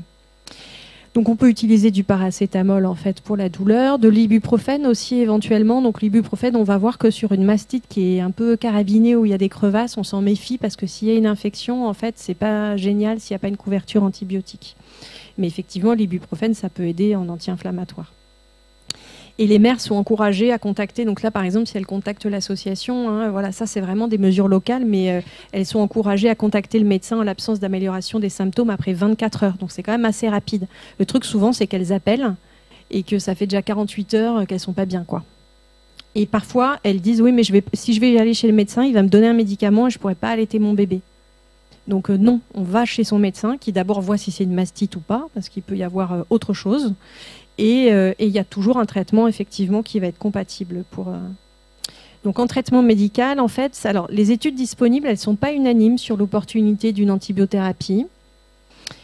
Même Cochrane, en fait, dit qu'il n'y a pas assez d'études de bonne qualité méthodologique pour valider ou pas cette pratique. Du coup, voilà, il n'y a pas de recommandation claire. Et du coup, les médecins prescripteurs, les gynécos qui ont des DU en lactation, qui sont IBCLC, etc., ou les médecins, en fait, ils vont réserver la prescription des mastites à certains contextes. Par exemple, quand il y a des crevasses de mamelon qui ont l'air vraiment surinfectées, et là, la maman, elle a une mastite, bon, en cas d'évolution défavorable aussi, ça fait 48 heures que la maman, elle a fait toutes les mesures locales, elle a mis bébé plus au sein, elle s'est reposée, elle a fait tout ce qu'il fallait, ça ne s'améliore pas ou ça s'empire, en fait, on ne va pas laisser la maman effectivement comme ça. Donc en pratique, en l'absence d'amélioration clinique, après 24 heures maximum de mesures locales, en fait, on propose une antibiothérapie anti-staph, en fait, pendant 10 à 14 jours, ce qui est prescrit la plupart du temps voilà, par les médecins qui sont consultants en lactation, DU en lactation, c'est l'orbénine, en fait, ou la piostacine. Et en revanche, il n'y a pas de consensus, en fait, sur... la durée recommandée n'est pas basée sur le résultat d'essais randomisés. Mais 10 jours, en fait, c'est souvent la prescription qui est faite et il n'y a pas de récidive en fait, de cette mastite derrière pour peu que la maman, après, soit plus attentive à ce qu'il n'y ait pas d'engorgement. Mais par exemple, 14 jours, c'est le maximum pour la piostacine avec un allaitement. En fait. On ne peut pas dépasser en fait, cette date-là. Et pour l'orbénine, je ne sais pas, mais de toute façon, c'est 8-10 jours en fait, de prescription. Le traitement va être plutôt d'emblée si on voit des pus sur une crevasse, si les lésions sont il y a des lésions bilatérales en fait sur les mamelons. S'il y a un antécédent de mastite, souvent il y a eu 1 ou 2 antécédents de mastite qui étaient plus ou moins traités en fait, c'est-à-dire avec des mesures locales et en fait ça a traîné. Ou si le bébé n'est pas en bonne santé, là on prend dans la balance bénéfice-risque en fait c'est plutôt intéressant de traiter. Et la culture du germe, en fait, ça va être uniquement dans des cas particuliers. Par exemple, si au bout de 48 heures, alors qu'il y a de l'orbénine ou de la piostacine, en fait, il ne se passe rien, et que la mastite, par exemple, a lieu pendant ou juste après l'hospitalisation, il peut y avoir un germe, en fait, qui est moins sympa. Donc, on soutient vraiment la mère, en fait, parce que c'est douloureux, et souvent, elles veulent arrêter, en fait. Elles veulent arrêter, soit parce qu'elles ont trop mal, et que là, ils disent, bon, là, c'est bon, l'allaitement, c'est fini. Ou elles peuvent craindre, en fait, que le lait ne soit plus bon pour leur bébé. Et, le problème, c'est que stopper brutalement l'allaitement, en fait, à ce moment-là, en fait, c'est vraiment pas du tout le bon moment. En fait, ça peut favoriser, en fait, un abcès. En revanche, on entend la maman. C'est-à-dire qu'on ne lui dit pas, non, là, c'est pas possible. On lui dit, écoutez, là, on va passer le cap difficile, en fait, pour éviter l'abcès. Je vais vous donner les conseils. Après, si vous voulez toujours sevrer votre bébé, on va vous accompagner pour que ça se fasse en douceur.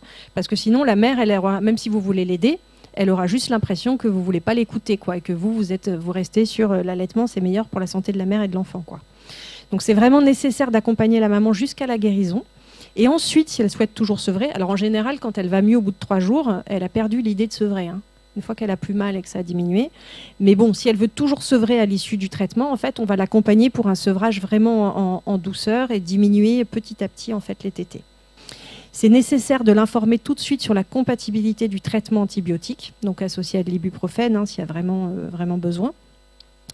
De la rassurer en disant que le lait reste bon pour son bébé par la mastite et par le traitement qu'elle prend, il n'y a pas de souci. Et en revanche, en cas de récurrence dans la même zone du sein, alors que tout avait été fait, que le traitement avait été bien suivi, que la maman elle en est à sa 3e mastite, etc., on va quand même regarder au niveau médical, éliminer quand même une cause sous-jacente. Ça peut être un kyste, un abcès en fait qui n'aurait pas été vu, une tumeur, et puis il y a des cancers inflammatoires en fait qui se manifestent de manière, voilà, ou sur des mastites sévères ou autres. Enfin, c'est pour ça qu'il faut une évaluation médicale, quoi. Que le médecin doit dire si c'est une mastite qui est due à l'allaitement ou si c'est quelque chose qui est inquiétant. Et il y a quand même, au cours de l'allaitement, de plus en plus, comme il y a des cancers de plus en plus jeunes, en fait, au cours de l'allaitement, des mamans qui découvrent effectivement une tumeur en fait dans le sein. Donc on élimine quand même cette cause si cette mastite, elle revient tout le temps, quoi. L'abcès, alors je pense que vous en voyez moins aujourd'hui, du fait aussi des conseils de pratique en fait d'allaitement, mais ça doit vous arriver quand même encore. Donc ça peut survenir quand même chez 3 à 20% des femmes ayant une mastite. Donc c'est pour ça qu'on ne laisse pas traîner des mastites. Donc c'est des collections de pus qui sont habituellement consécutives à cette mastite non ou maltraitée ou un sevrage brutal. Donc chaleur, rougeur, œdème, douleur mammaire intense. Donc là ça fait vraiment, vraiment mal. Et en revanche, souvent la fièvre elle est retombée en fait. Donc il faut se méfier de ça. Le lait reste propre, à moins que la collection se rompe dans un canal lactifère, ce qui est moins fréquent qu'une fistulisation à la peau. Mais en raison de la douleur, en fait, la maman elle arrête de toute façon l'allaitement du côté atteint. Et puis si c'est trop près du mamelon et de l'aréole, de toute façon, c'est pas possible. Et l'allaitement sans restriction peut continuer sur le côté sein et on peut même encourager la maman à continuer en fait de ce côté. Parce que si en plus elle a une mastite ou un autre abcès en fait de l'autre côté, ça va être compliqué. Donc on l'encourage en fait là-dessus. Et on sait que la cicatrisation va être plus rapide si l'allaitement se poursuit après le drainage par ponction ou cathéter.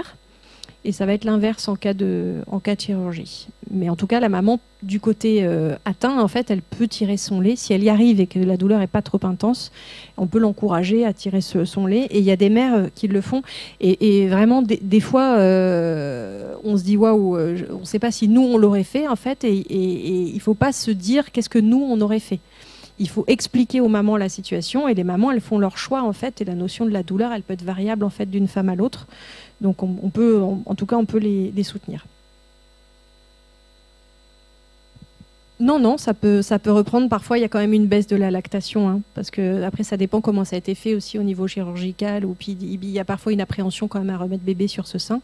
Mais si, par exemple, c'est arrivé un peu plus tard, je ne sais pas, à 6 mois ou quelque chose comme ça, la maman, elle peut tout à fait continuer sur un seul sein, en fait, son allaitement, quoi.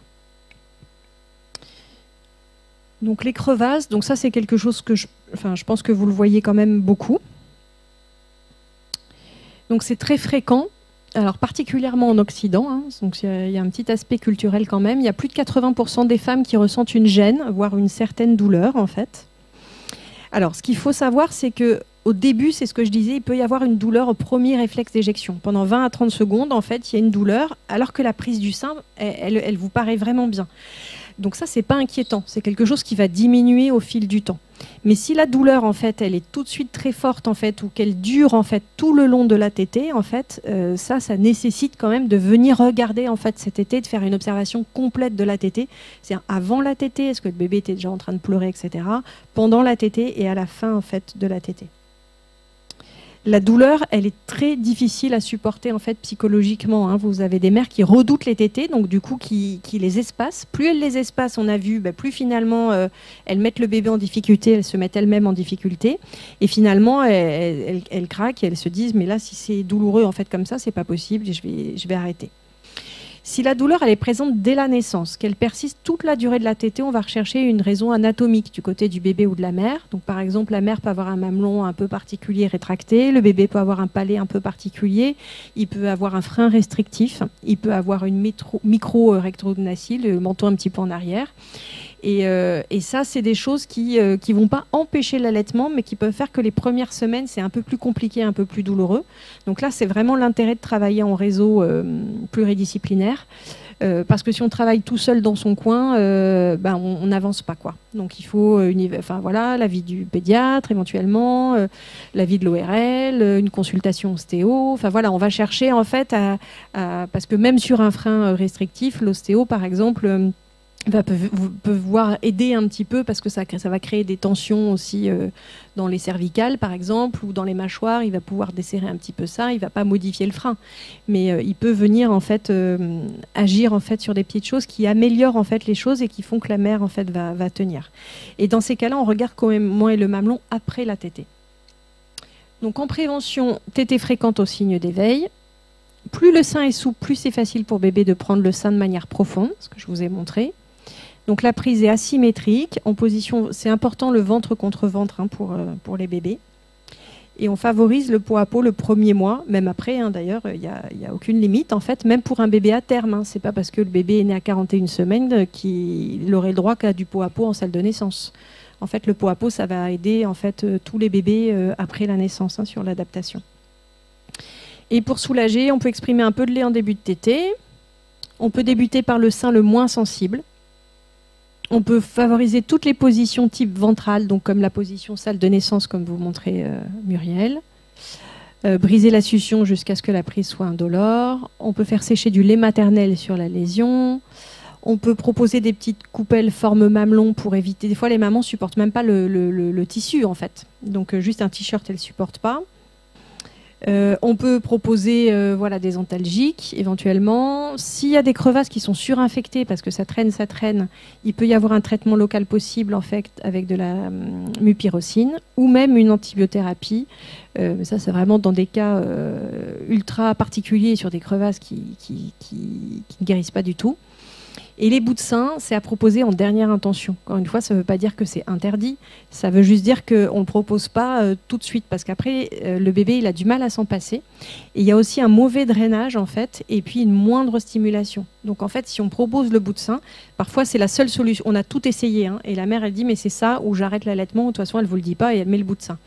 Donc, il n'y a pas de souci. Mais du coup, on lui explique quand même que ça va être intéressant de stimuler. Donc, peut-être, si elle met des bouts de sein toutes les tétées, de tirer 2 ou 3 fois par 24 heures si le bébé est tout petit, hein, qu'il a moins de 6 semaines, parce que ça va faire au moins des tétées qui seront un peu, qui seront vraiment bien stimulées le temps que ça guérisse et qu'elle puisse remettre bébé au sein en fait sans ce bout de sein.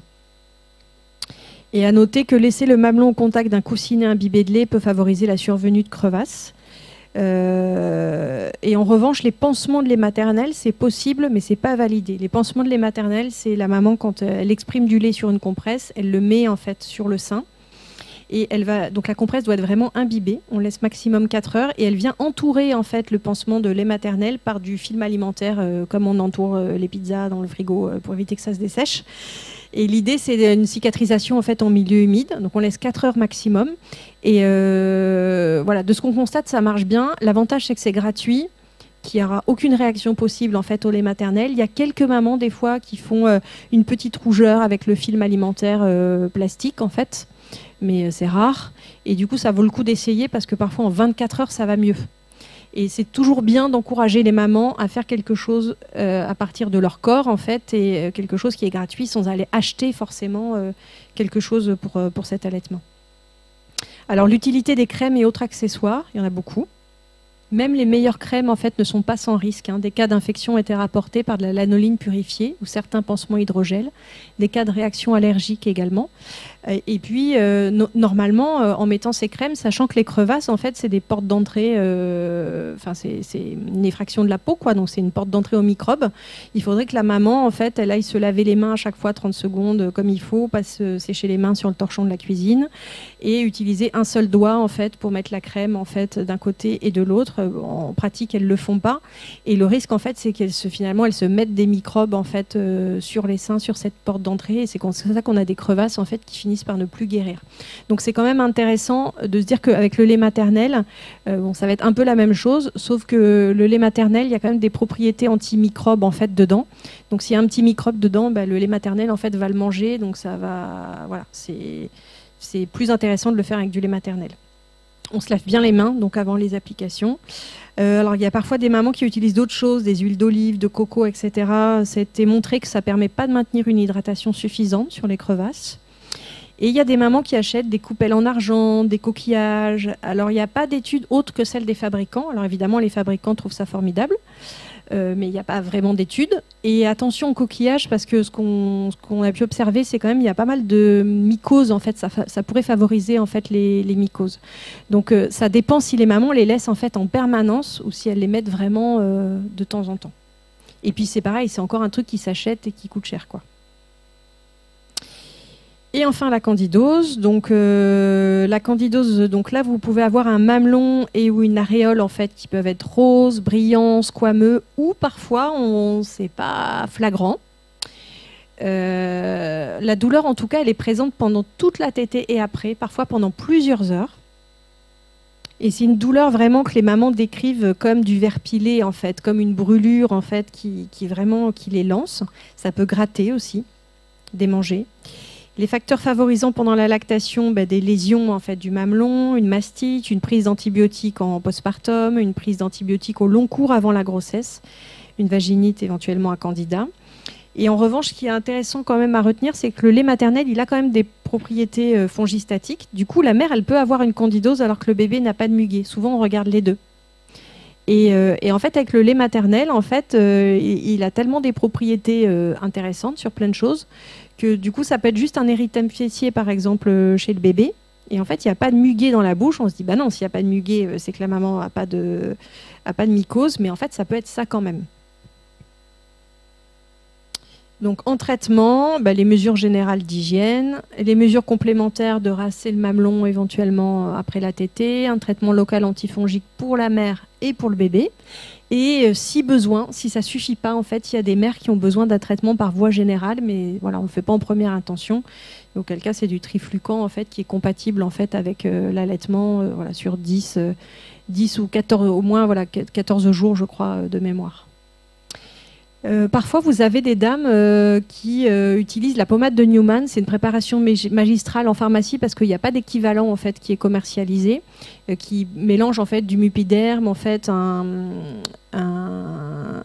traitement antifongique aussi, et puis je ne sais plus, il y a un troisième ingrédient. J'ai oublié un peu de cortisone, je crois aussi, ouais, en anti-inflammatoire.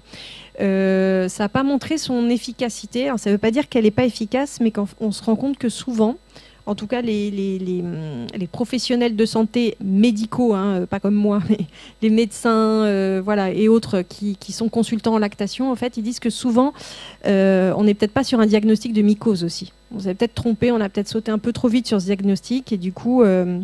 la pommade de Newman, comme il y a un peu tout dedans, on ne sait pas trop ce que ça améliore. Donc il peut y avoir par exemple une prise de sein inadéquate, un mamelon en fait qui était infecté, un vasospasme, c'est-à-dire c'est vraiment une vascularisation qui est particulière en fait, qui est liée ou non à un phénomène de Raynaud.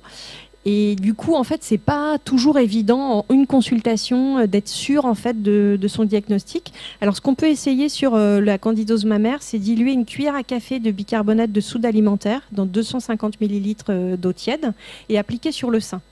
Et si ça soulage, en fait, si la maman elle ne sent plus la douleur pendant quelques secondes, quelques minutes, en fait, comme ça modifie en fait le pH de la peau, c'est vraisemblablement en fait une mycose. Donc, c'est une aide au diagnostic. Ça ne va pas traiter, mais ça peut déjà orienter quand même le diagnostic. Et puis ça, souvent, les mamans, elles ont ça en fait chez elles, donc déjà, elles peuvent le faire. Et enfin, les autres douleurs, donc il peut y avoir les infections des mamelons, donc là qu'on va traiter effectivement différemment. Il peut y avoir des vasospasmes traumatiques. Vous savez, vous avez des mamans qui sont en hyperlactation avec du lait qui sort très vite, en fait. C'est ce qu'on appelle le réflexe d'éjection fort. Et du coup, les bébés, ils sont malins, en fait, ils appuient sur... quand ils voient qu'il y a trop de lait, qu'ils ont tendance à s'étouffer, ils cherchent une solution. Et leur solution, en fait, c'est de presser en fait, le mamelon, parce qu'ils ont bien compris que quand ils pressent le mamelon, et du coup, il y a moins de lait et ça sort moins vite, en fait. Et du coup, ça va faire une partie soit rouge, soit blanche, et c'est pareil, ça peut nous mélanger, en fait, avec éventuellement une mycose. Il peut y avoir un herpès aussi sur le mamelon. Donc là, pour le coup, l'allaitement est contre-indiqué jusqu'à la guérison complète, hein, si c'est sur le mamelon ou sur l'aréole. La maman peut tirer son lait, en fait, elle le donne pas, elle le jette du moment que ça a été en contact en fait avec la lésion. Ça va être pareil sur, on sait pas de bol, mais ça peut arriver sur des lésions de varicelle par exemple ou de zona en fait. On tire le lait en fait et on le jette si ça touche en fait le mamelon ou l'aréole. Ça peut être de l'eczéma aussi, ça peut être du psoriasis, enfin il peut y avoir plein de choses. Pour le coup, un avis dermato peut être intéressant aussi sur une lésion qu'on n'arrive pas à voir. Et puis pareil, il y a des cancers qui se présentent aussi de manière un peu particulière, donc c'est pour ça que c'est toujours bien d'avoir un avis médical quand même sur des lésions qui sont un peu traînantes et on ne comprend pas trop en fait pourquoi ça ne se traite pas. L'utilisation inadaptée d'un tire-lait, hein, il y a des mères qui ont vraiment des tire-laits que j'appelle des tire-laits dinosaures, qui sont vraiment, je ne sais pas pourquoi c'est toujours commercialisé, mais ça peut faire mal. La taille de la tétrelle ne peut aussi ne pas être adaptée. Et finalement, vous voyez la tétée au sein, ça va. Et en fait, c'est que la mère, elle tire en fait au tire-lait avec un tire-lait, une tétrelle en fait qui n'est pas adaptée. Et puis la grossesse aussi, alors c'est tout bête, mais une maman qui a un allaitement qui se passe bien et qui vous décrit en consultation, je comprends pas, mon bébé, j'ai à nouveau des crevasses, j'ai hyper mal au sein quand le bébé tète, etc. Bon, en fonction de l'âge du bébé, posez-vous quand même la question d'une grossesse, parce qu'effectivement, sur le premier trimestre de grossesse, la sensibilité des seins en fait revient de manière forte. Et du coup, ça peut être un bon indicateur en fait d'une bonne nouvelle ou pas, selon le choix de la maman. Donc voilà, donc dans tous les cas, on soutient vraiment sur la douleur parce que c'est vraiment compliqué. On n'hésite pas à travailler en réseau parce que tout ça dans une consultation, ça prend du temps. Donc avoir plusieurs regards aussi, c'est pas mal et ça permet de voir le bébé à plusieurs moments différents. Et voilà, en tout cas, on ne fait pas quelque chose comme ça. Donc là, le papa qui dit « Oh, ça va, c'est un petit bobo de rien du tout ». Et la mère, en fait, je pense qu'il pourrait étrangler le père en mode répète. Effectivement, il y a des lésions, en fait, parfois qui sont... où on se dit « Ah, ça, c'est pas... » On a vu des lésions pires, mais voilà, la douleur, c'est quelque chose qui est subjectif, qui appartient à chacun. Et ça peut être extrêmement douloureux alors qu'on n'a pas l'impression de voir grand-chose, quoi. Donc on fait attention à ce qu'on dit. Et voilà, avec un petit bébé quand même qui est bien calé sur le sein, qui n'a pas l'air trop malheureux. Merci.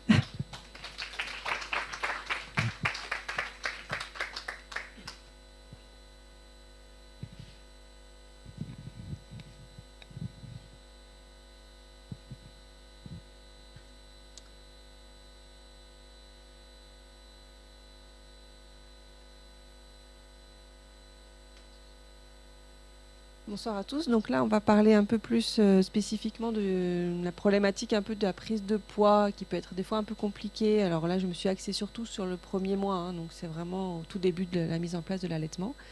On va commencer par un petit cas clinique, donc quelque chose d'assez concret qu'on peut voir facilement en consultation ou de suivi. Donc là, c'était une consultation médicale demandée par une sage-femme à 8 jours de vie pour un bébé qui était à moins 11% de perte de poids.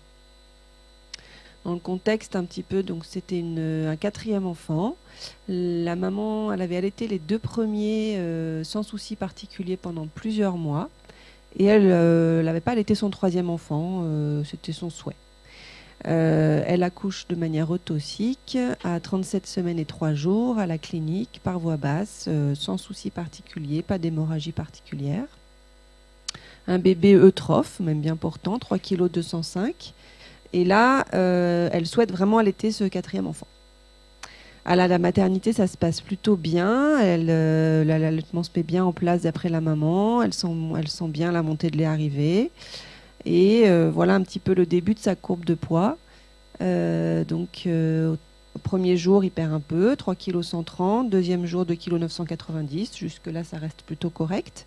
Troisième jour, on est à 2 kg 930. On est déjà à 8,5 de perte de poids. La maman, elle écrit qu'elle souhaitait sortir au 3e jour. Donc à ce moment-là, elle souhaite sortir et l'équipe donne son accord. Donc elle sort, elle est suivie ensuite par sa sage-femme à domicile. Et probablement que l'équipe a accepté parce que 4e enfant, il y avait 3 autres à la maison qui attendaient.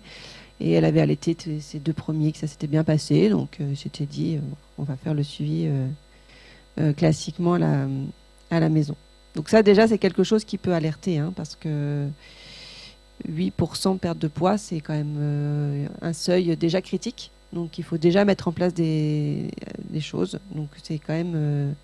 faut essayer d'éviter de les faire sortir quand on est quand même à ce poids-là. Et on voit bien en plus sur la courbe, là on n'a vraiment pas du tout de cassure. On voit que c'est la chute libre.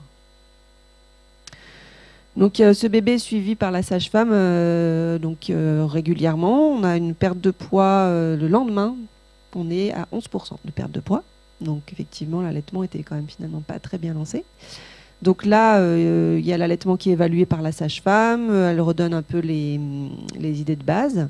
Elle revoit un peu le nombre de tétés. Elle demande à la maman d'augmenter ses fréquences de tétés. Donc on est plutôt 10 à 12 tétés par 24 heures. D'exprimer son lait ou d'utiliser un tire-lait pour mettre en place des compléments. Parce que là, vraiment, on est dans une situation où il a une perte de poids supérieure à 10%, avec un bébé, a priori, un petit peu fatigué. Donc des compléments sont donnés à ce moment-là et ce bébé prend à peu près 30 millilitres. La maman, elle dit à peu près 4 fois par jour. Donc on est à 120 millilitres par jour. Donc ce bébé, elle donne les conseils et elle le revoit 24-48 heures après. Il a repris un peu de poids, très bien. Donc on continue un petit peu les compléments dans ce sens-là. Elle revoit ce bébé de nouveau 48 heures après. Et là, de nouveau, on a de nouveau une chute. Et il est à 11% de perte de poids. Donc c'est là, à ce moment-là, que la sage-femme s'inquiète, à juste titre. Hein, et donc elle demande une consultation médicale. Donc la clinique est contactée pour qu'on puisse voir ce bébé en consultation. À l'examen, c'est un bébé plutôt tonique, qui s'endort quand même rapidement au sein d'après la maman. La fontanelle commence à être quand même un petit peu déprimée. Et c'est un bébé qui est quand même bien fatigué. Et à l'interrogatoire, il a que 1 à 2 selles par jour et 2 à 3 couches de pipi par 24 heures. Alors déjà, qu'est-ce que vous en pensez un peu est-ce qu'il y a des choses qui ressortent un peu dans cette présentation qui vous interrogent, qui vous alertent, quelque chose particulier?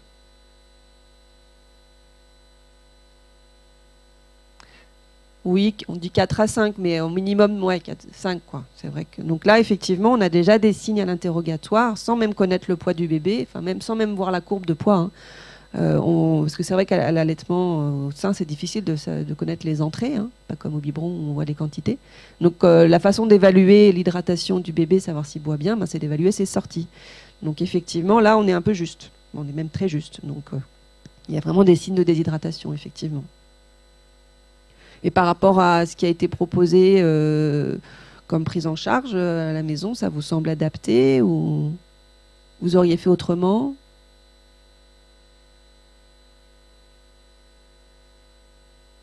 Oui, voilà. Exactement. Donc là, on est dans des quantités quand même assez faibles de compléments. Donc, alors déjà, ce qui est bien, c'est que ça a été quand même proposé, les compléments. Donc les compléments ont été débutés, les TT ont été rapprochés. Mais effectivement, on est à 120 ml par jour sur un bébé de 3,2 kg de poids de décence. On est à peu près à 30 ml kg jour. Donc clairement, c'est pas suffisant, effectivement.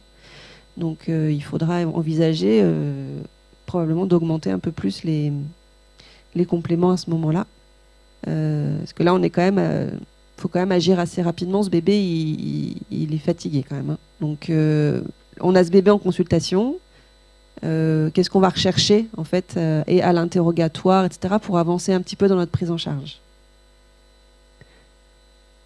Déjà, on va rechercher des signes de déshydratation sévères, hein, parce que si vraiment il est très déshydraté, ce bébé, on ne se pose pas la question, on va l'envoyer au Medipôle, aux urgences, pour qu'il se fasse réhydrater.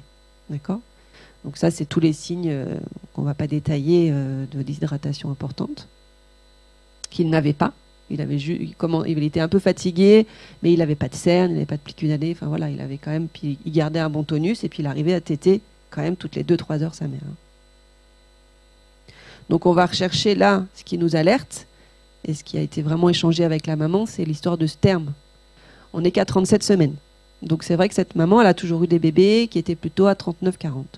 Donc en fait, là, l'idée, c'est d'expliquer aussi à cette maman que elle n'est pas franchement responsable non plus de cet allaitement qui n'a pas franchement marché pour ce 4e, parce qu'en fait, elle a un bébé qui est immature. 37 semaines, il y a des bébés à 36-37, ils sont vraiment très immatures avec un retard de maturation, retard de succion, etc., beaucoup moins éveillés, beaucoup moins toniques, ils vont se comporter comme des 36 semaines,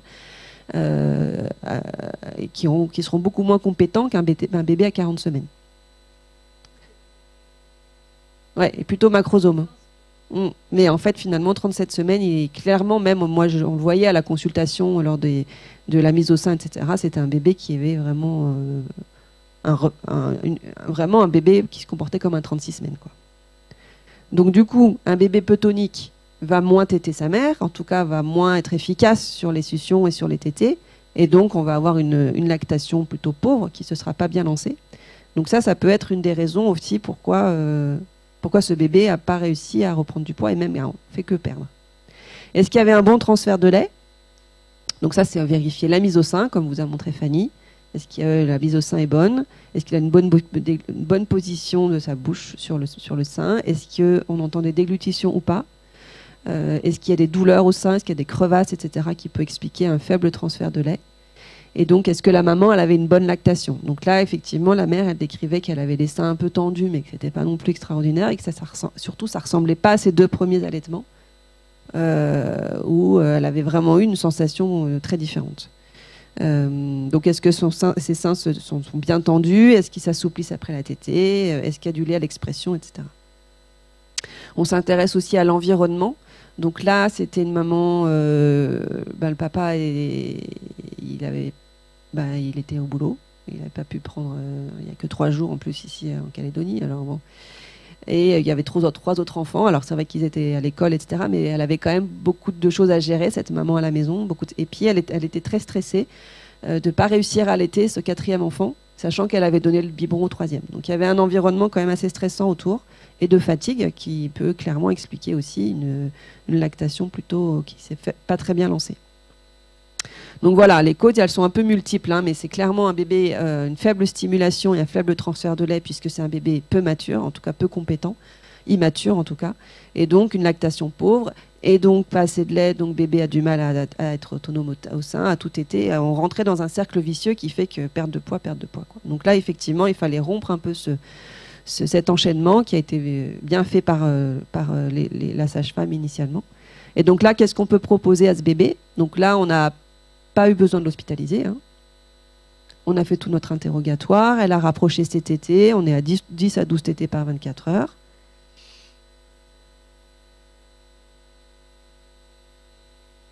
D'augmenter, là on n'a pas le choix. Donc il faut faire grossir ce bébé. Manifestement au sein, c'est encore un peu juste pour lui d'être complètement autonome. Donc on va proposer d'augmenter les compléments. Exactement. Parce que là, pour grossir, il faut un bon transfert de lait, mais il faut que la lactation soit bien lancée. Donc en gros, il faut qu'il y ait du lait dans les seins. Sinon, ça ne peut pas marcher. Donc là, on a observé une tétée déjà. Donc effectivement, il avait une bonne position. La mère, elle n'avait pas de douleur. Il a fait 3-4 belles déglutitions, puis pouf, après il s'est endormi. On a fait une petite tétée pesée, on a essayé de voir, mais bon, il n'a pas pris à peine 10 millilitres. Donc les objectifs, là, c'est de 1, faire grossir le bébé, et 2, d'augmenter, de favoriser, d'entretenir la lactation de la mère. Donc on a augmenté les compléments. Donc au lieu qu'elle en fasse que 4 par 24 heures, elle en faisait des petites quantités, mais plus souvent. Donc toutes les 3 heures, à peu près, 3-4 heures, elle donnait 30 millilitres. Soit du lait qu'elle tirait. Elle n'était pas franchement motivée par le tire-lait. Donc pas de problème, on lui a expliqué un peu, mais elle a préféré prendre préparation pour nourrisson. Donc elle a donné ces 30 millilitres toutes les 3-4 heures. Elle a rapproché les tétés. On a aussi beaucoup parlé de l'environnement, de notion de stress. Il y avait le papa qui était là. Donc effectivement, d'essayer de se reposer, de prendre tout ce qu'il faut pour se mettre dans les mêmes conditions qu'à la maternité, pour bien lancer la lactation et aider ce bébé qui est quand même petit et immature à être compétent. Et ça, certains bébés, les prématurés, ils sont quand même assez susceptibles. Donc dès qu'il y a un environnement qui leur convient pas, ils peuvent perdre complètement leurs moyens.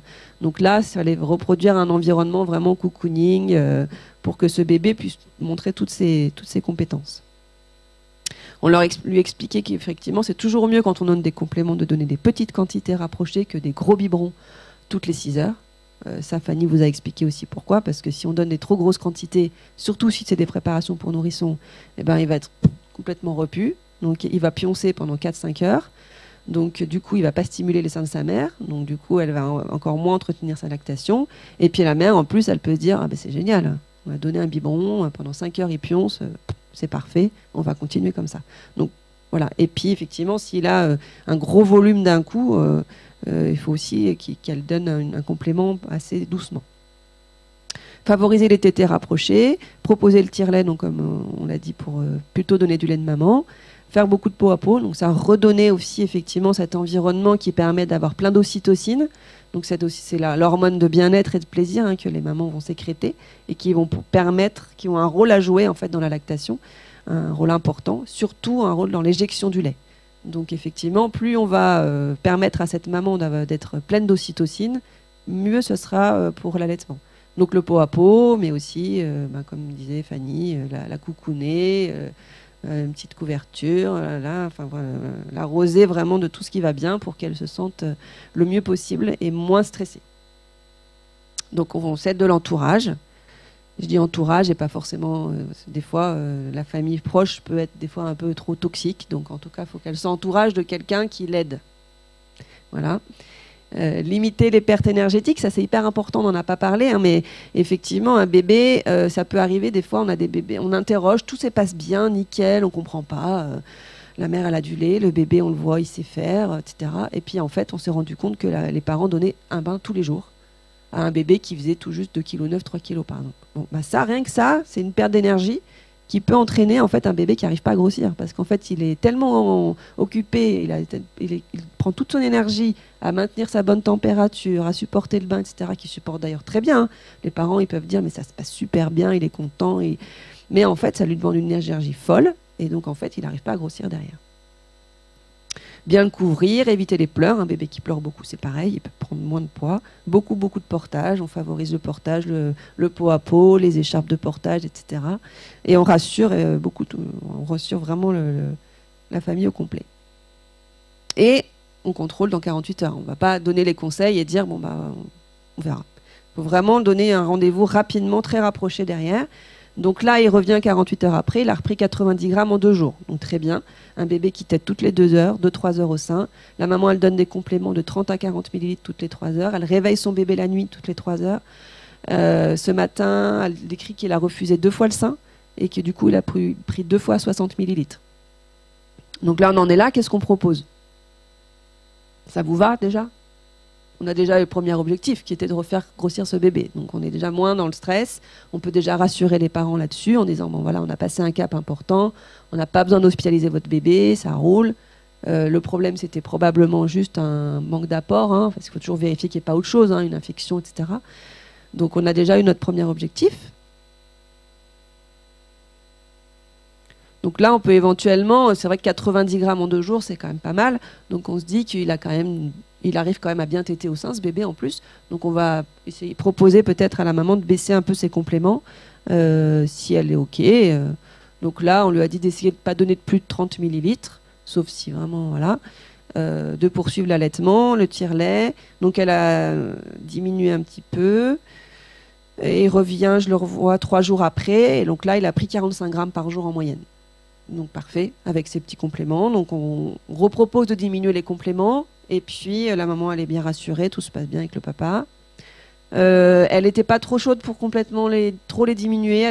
Voilà, comme elle était pas mal stressée, finalement, elle les a gardés. Elle préférait continuer les compléments jusqu'à ce que bébé reprenne son poids de naissance. Mais j'ai pas la suite de l'histoire parce que c'était il y a quelques jours. Mais bon, visiblement, ça a l'air d'être bien lancé. Donc du coup, on va reparler un peu de la variation pondérale normale. Ça, c'est des choses que vous savez. Faut que je me dépêche, c'est ça? Ah oui, mais c'est Fanny qui a parlé pendant 3 plombes, alors maintenant. Donc attention en cas de travail long. Voilà. Alors, en général, la perte de poids est autour de 7% les premiers jours. En cas de travail long, avec des grandes quantités de liquide perfusé, etc., ça peut arriver que les nouveau-nés, en fait, ils aient pris beaucoup de liquide juste avant l'accouchement. Et du coup, après, ils perdent beaucoup de poids, même en étant correctement nourris. S'il y a une perte de poids qui dépasse 7-8%, là, on a les signaux d'alerte qui commencent à s'afficher et il faut commencer à faire des choses. Ça ne veut pas dire qu'il faut compléter d'emblée bébé, hein, mais ça veut dire qu'il faut commencer à mettre en place des choses. Tout va bien si pas de perte de poids à J3, s'il commence à reprendre à J4 et s'il reprend son poids de naissance autour de J9, J10. Au retour à la maison, tout va bien si bébé tète au moins 8 à 12 fois par 24 heures. Et très souvent, on grappe le soir. D'ailleurs, les mamans, elles ne savent même plus compter combien il y a de tétés le soir parce que est-ce qu'elles posent un ton de 10 ou une, elles ne savent plus tellement il y en a. Donc, bon. Les seins s'assouplissent bien après la tétée. Donc ça, on a un bon signe de transfert efficace. Les couches mouillées d'urine, effectivement, minimum 5 à 6 par 24 heures. Et des selles typiques allaitement. Donc ça peut être jaune d'or, ça peut être vert, ça peut être voilà, tout sauf blanc ou rouge, quoi. Au moins 2 à 3 par 24 heures le premier mois. Après, il arrive que des bébés allaités, ils aient qu'une selle par semaine. Un bébé qui s'éveille spontanément pour téter, une maman qui n'a pas de douleur, pas de crevasse, une maman qui allaite au signe d'éveil, donc elle a bien compris comment donner le sein à son bébé. Encore une fois, attention à la sucette, au biberon, ou même des choses qui sont données de manière occasionnelle, ou l'utilisation des bouts de sein. Et la prise de poids moyenne d'un bébé allaité varie de 25 à 35 grammes par jour entre J5 et le 4e mois. Ça, c'est des petits repères à avoir. Qu'est-ce qui peut entraîner un allaitement difficile, ou en tout cas une stagnation pondérale? C'est un peu tout l'inverse de ce qu'on vient de dire. Donc une restriction des tétés, une fréquence de l'offre insuffisante, moins de 8 tétés par 24 heures, une durée des tétés écourtée, respect d'un intervalle minimum entre les tétés, comme disait Fanny, une mauvaise prise de sein, une utilisation de bout de sein ou des engorgements ou des mastites à répétition. Donc lorsqu'on reçoit un bébé pour une prise de poids insuffisante, si on a des signes importants des hydratations, hop, les urgences. Ensuite, il faut identifier cette perte de poids. Donc, ça veut dire qu'il faut savoir peser un bébé. Donc, on utilise toujours un pèse-bébé, qu'on le pèse nu, sans sa couche, et on évalue le pourcentage de perte de poids. On fait bien la courbe de poids, ça c'est important aussi, ça permet de voir un peu l'aspect de la courbe. Et à l'interrogatoire, on a pas mal de choses qu'on peut poser. Je ne vais pas tout détailler. Est-ce qu'il y a eu un allaitement avant, le contexte de naissance? Est-ce qu'elle a eu une montée de lait à la maternité? Est-ce qu'elle a senti en fait ses seins plus durs? Le nombre de tétés par 24 heures, le nombre de selles, d'urine, etc. Est-ce qu'elle allaite bien sur signe d'éveil? Et puis, est-ce qu'il y a un bain qui est donné tous les jours? Est-ce que l'environnement, la maman est très fatiguée? Est-ce qu'il y a eu beaucoup de visites? Toute la famille qui a débarqué pendant de 14h à 17h. Donc là, effectivement, il n'a pratiquement pas tété. Est-ce qu'il y a les autres enfants à gérer? Enfin, revoir un petit peu l'environnement. Et l'examen clinique bien détaillé du bébé pour voir son état d'hydratation, son tonus, ses signes d'éveil, et rechercher si on a d'autres causes de perte de poids. Ça peut être un défaut d'apport, c'est pas forcément qu'un défaut d'apport. Est-ce qu'il y a une infection, une cause neurologique, métabolique, endocrinienne, etc. On essaye, si on sait faire et si on a le temps, d'observer une tétée, mais c'est pas toujours facile. Il y a des professionnels qui savent pas ou qui n'ont pas le temps. Ou qui...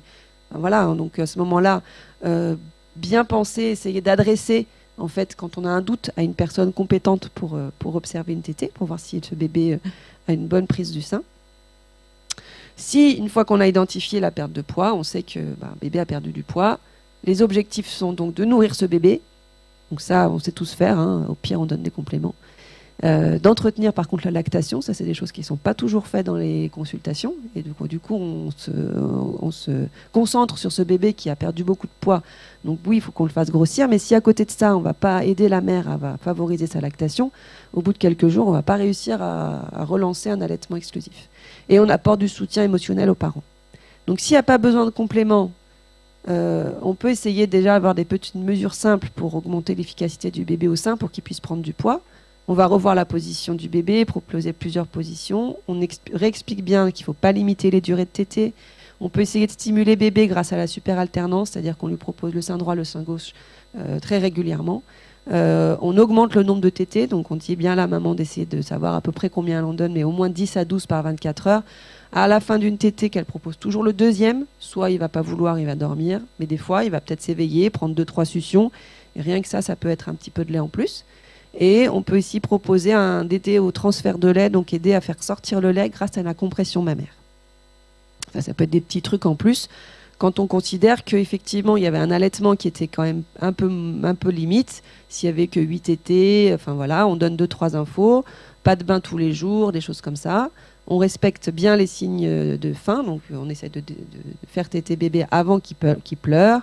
On évite la tétine et puis on diminue les besoins caloriques, limiter le bain, favoriser le pot à pot, allaiter au signe d'éveil, éviter de laisser pleurer bébé, etc. Ça peut être déjà plein de petites choses lors d'une consultation qui peuvent être tout à fait suffisants pour faire regrossir bébé, si on n'a pas besoin de mettre directement des compléments. Si on a besoin si soit les mesures précédentes ne suffisent pas, soit d'emblée, parce qu'on considère que vraiment là, il a perdu trop de poids et qu'il faut mettre des compléments, on complète, bien sûr. Donc on complète, mais on complète, attention, on essaye en priorité le lait de la maman, si elle est OK pour tirer son lait, si elle arrive à avoir un peu de lait au tire-lait, parce qu'il y a des mamans qui n'ont rien au tire-lait, mais qui arrivent à avoir quand même du lait, ou sinon l'utilisation de préparations pour nourrissons adaptées. On essaye d'évaluer la quantité. Alors bon, c'est toujours difficile, mais en général, on essaye de débuter avec des petites quantités autour de 50 ml kg/jour, en 6 à 8 fois. Donc on essaye d'éviter de donner des gros biberons toutes les 6 heures, mais plutôt des petites quantités rapprochées. On dit à la maman d'essayer de noter un petit peu tout ce qu'elle donne à son bébé, quel lait est-ce qu'elle donne, les quantités à peu près, etc. pour après estimer, quand on va revoir ce bébé, ce qui s'est vraiment passé. Donc toujours mieux de donner des petites quantités plutôt que 3 fois des grosses quantités. Bien penser à revoir ce bébé rapidement derrière, donc de contrôler le poids tous les 2 à 3 jours pour comme on a vu pendant le cas clinique, d'adapter les compléments. Soit on les augmente, soit on les baisse. Et effectivement, ça nous permet c'est vraiment le poids du bébé et les couches, vraiment les selles et les urines, ça va vraiment nous aider sur l'hydratation du bébé. Proposer, en tout cas, une alternative au biberon. Cette maman, par exemple, elle donnait la seringue. Elle donnait du lait à la seringue. Il y en a qui, ça dépend, mais en tout cas, il faut leur expliquer que c'est possible de ne pas donner au biberon si c'est quelque chose de transitoire. Et éviter de donner le complément trop rapidement, donc le biberon, on ne le donne pas trop en l'air, parce que si ça va trop vite, c'est pareil, c'est pas toujours très bien supporté par le bébé. Attention, il y a certaines mamans qui peuvent avoir tendance à limiter les quantités des compléments, justement pour inciter le bébé à téter. Mais c'est risqué pour les bébés qui, de toute façon, comme le bébé qu'on a eu là, le 37 semaines, ne sont pas forcément capables d'être tout à fait autonomes au sein. Les prémas, les petits poids, etc. Donc là, il faut qu'ils soient complétés de toute façon en plus. Donc des compléments, oui, mais les utiliser à bon escient. Donc quand on prescrit des compléments, on se pose quand même toujours des questions. On évite de prescrire des compléments si on n'a pas bien analysé la croissance du bébé, si on n'a pas fait une évaluation rigoureuse de l'allaitement, donc soit par soi-même, soit par des personnes compétentes, pour évaluer l'efficacité du transfert de lait, la mise au sein, etc. Sans avoir cherché à optimiser la conduite pratique de l'allaitement avant. C'est-à-dire que si effectivement on avait des signes de 7-8 tétés par 24 heures, enfin tout ce qu'on a vu avant, et direct on donne des compléments, on peut d'abord passer par l'autre phase avant. Et donner des compléments sans chercher à stimuler la production de la mère ou en tout cas à l'entretenir, on va droit dans le mur, quoi. C'est-à-dire qu'on va effectivement faire grossir le bébé, on aura eu notre premier objectif de réussite, mais on n'aura pas eu la suite, donc c'est dommage. Et donc pour entretenir la lactation, stimuler fréquemment les seins, donc par le bébé ou par un tire-lait. On alterne bien les deux seins, se faire un gros soutien de l'entourage, beaucoup de repos, limiter les visites, se concentrer sur les tétés, se faire aider, etc. Ça c'est vraiment un environnement qui permet à la mère d'être gavée d'ocytocine et qui va lui permettre de bien relancer sa lactation. Ça, il faut lui expliquer, les mamans, elles ne savent pas forcément. Favoriser le pot à pot, toujours pareil pour l'ocytocine. Avoir son bébé à proximité et beaucoup rassurer la maman, l'entourage. Là, c'est vrai que cette maman était très stressée. Rien que le fait de lui dire que son bébé, il était à 37 semaines, donc peut-être il se comportait un peu comme un préma et que donc c'était pas de sa faute si elle n'avait pas mis en place sa lactation. C'est juste que bébé était pas très tonique. Ça l'a vraiment rassurée, ça l'a aidé pour le suite. Ça, c'est exactement ce qu'on vient de dire, mais ça récapitule un petit peu la conduite à tenir entre stagnation pondérale. On s'occupe du bébé, de la mère et du lien mère-enfant. Voilà, j'ai pas le temps, mais voilà. Ça, c'est la petite conclusion. Donc, on fait grossir bébé, optimisation de l'allaitement, puis ou d'emblée les compléments, on limite les pertes d'énergie, on entretient la lactation de la mère, on favorise un bon environnement, et surtout, on revoit les bébés de manière rapprochée, ça c'est important. Et on se fait aider d'autres professionnels. Si effectivement on n'est pas très à l'aise sur la mise au sein, on va contacter l'association, on va contacter les sages-femmes, pour pouvoir effectivement se faire aider et d'être plusieurs à aider ce couple. Voilà, je vous remercie.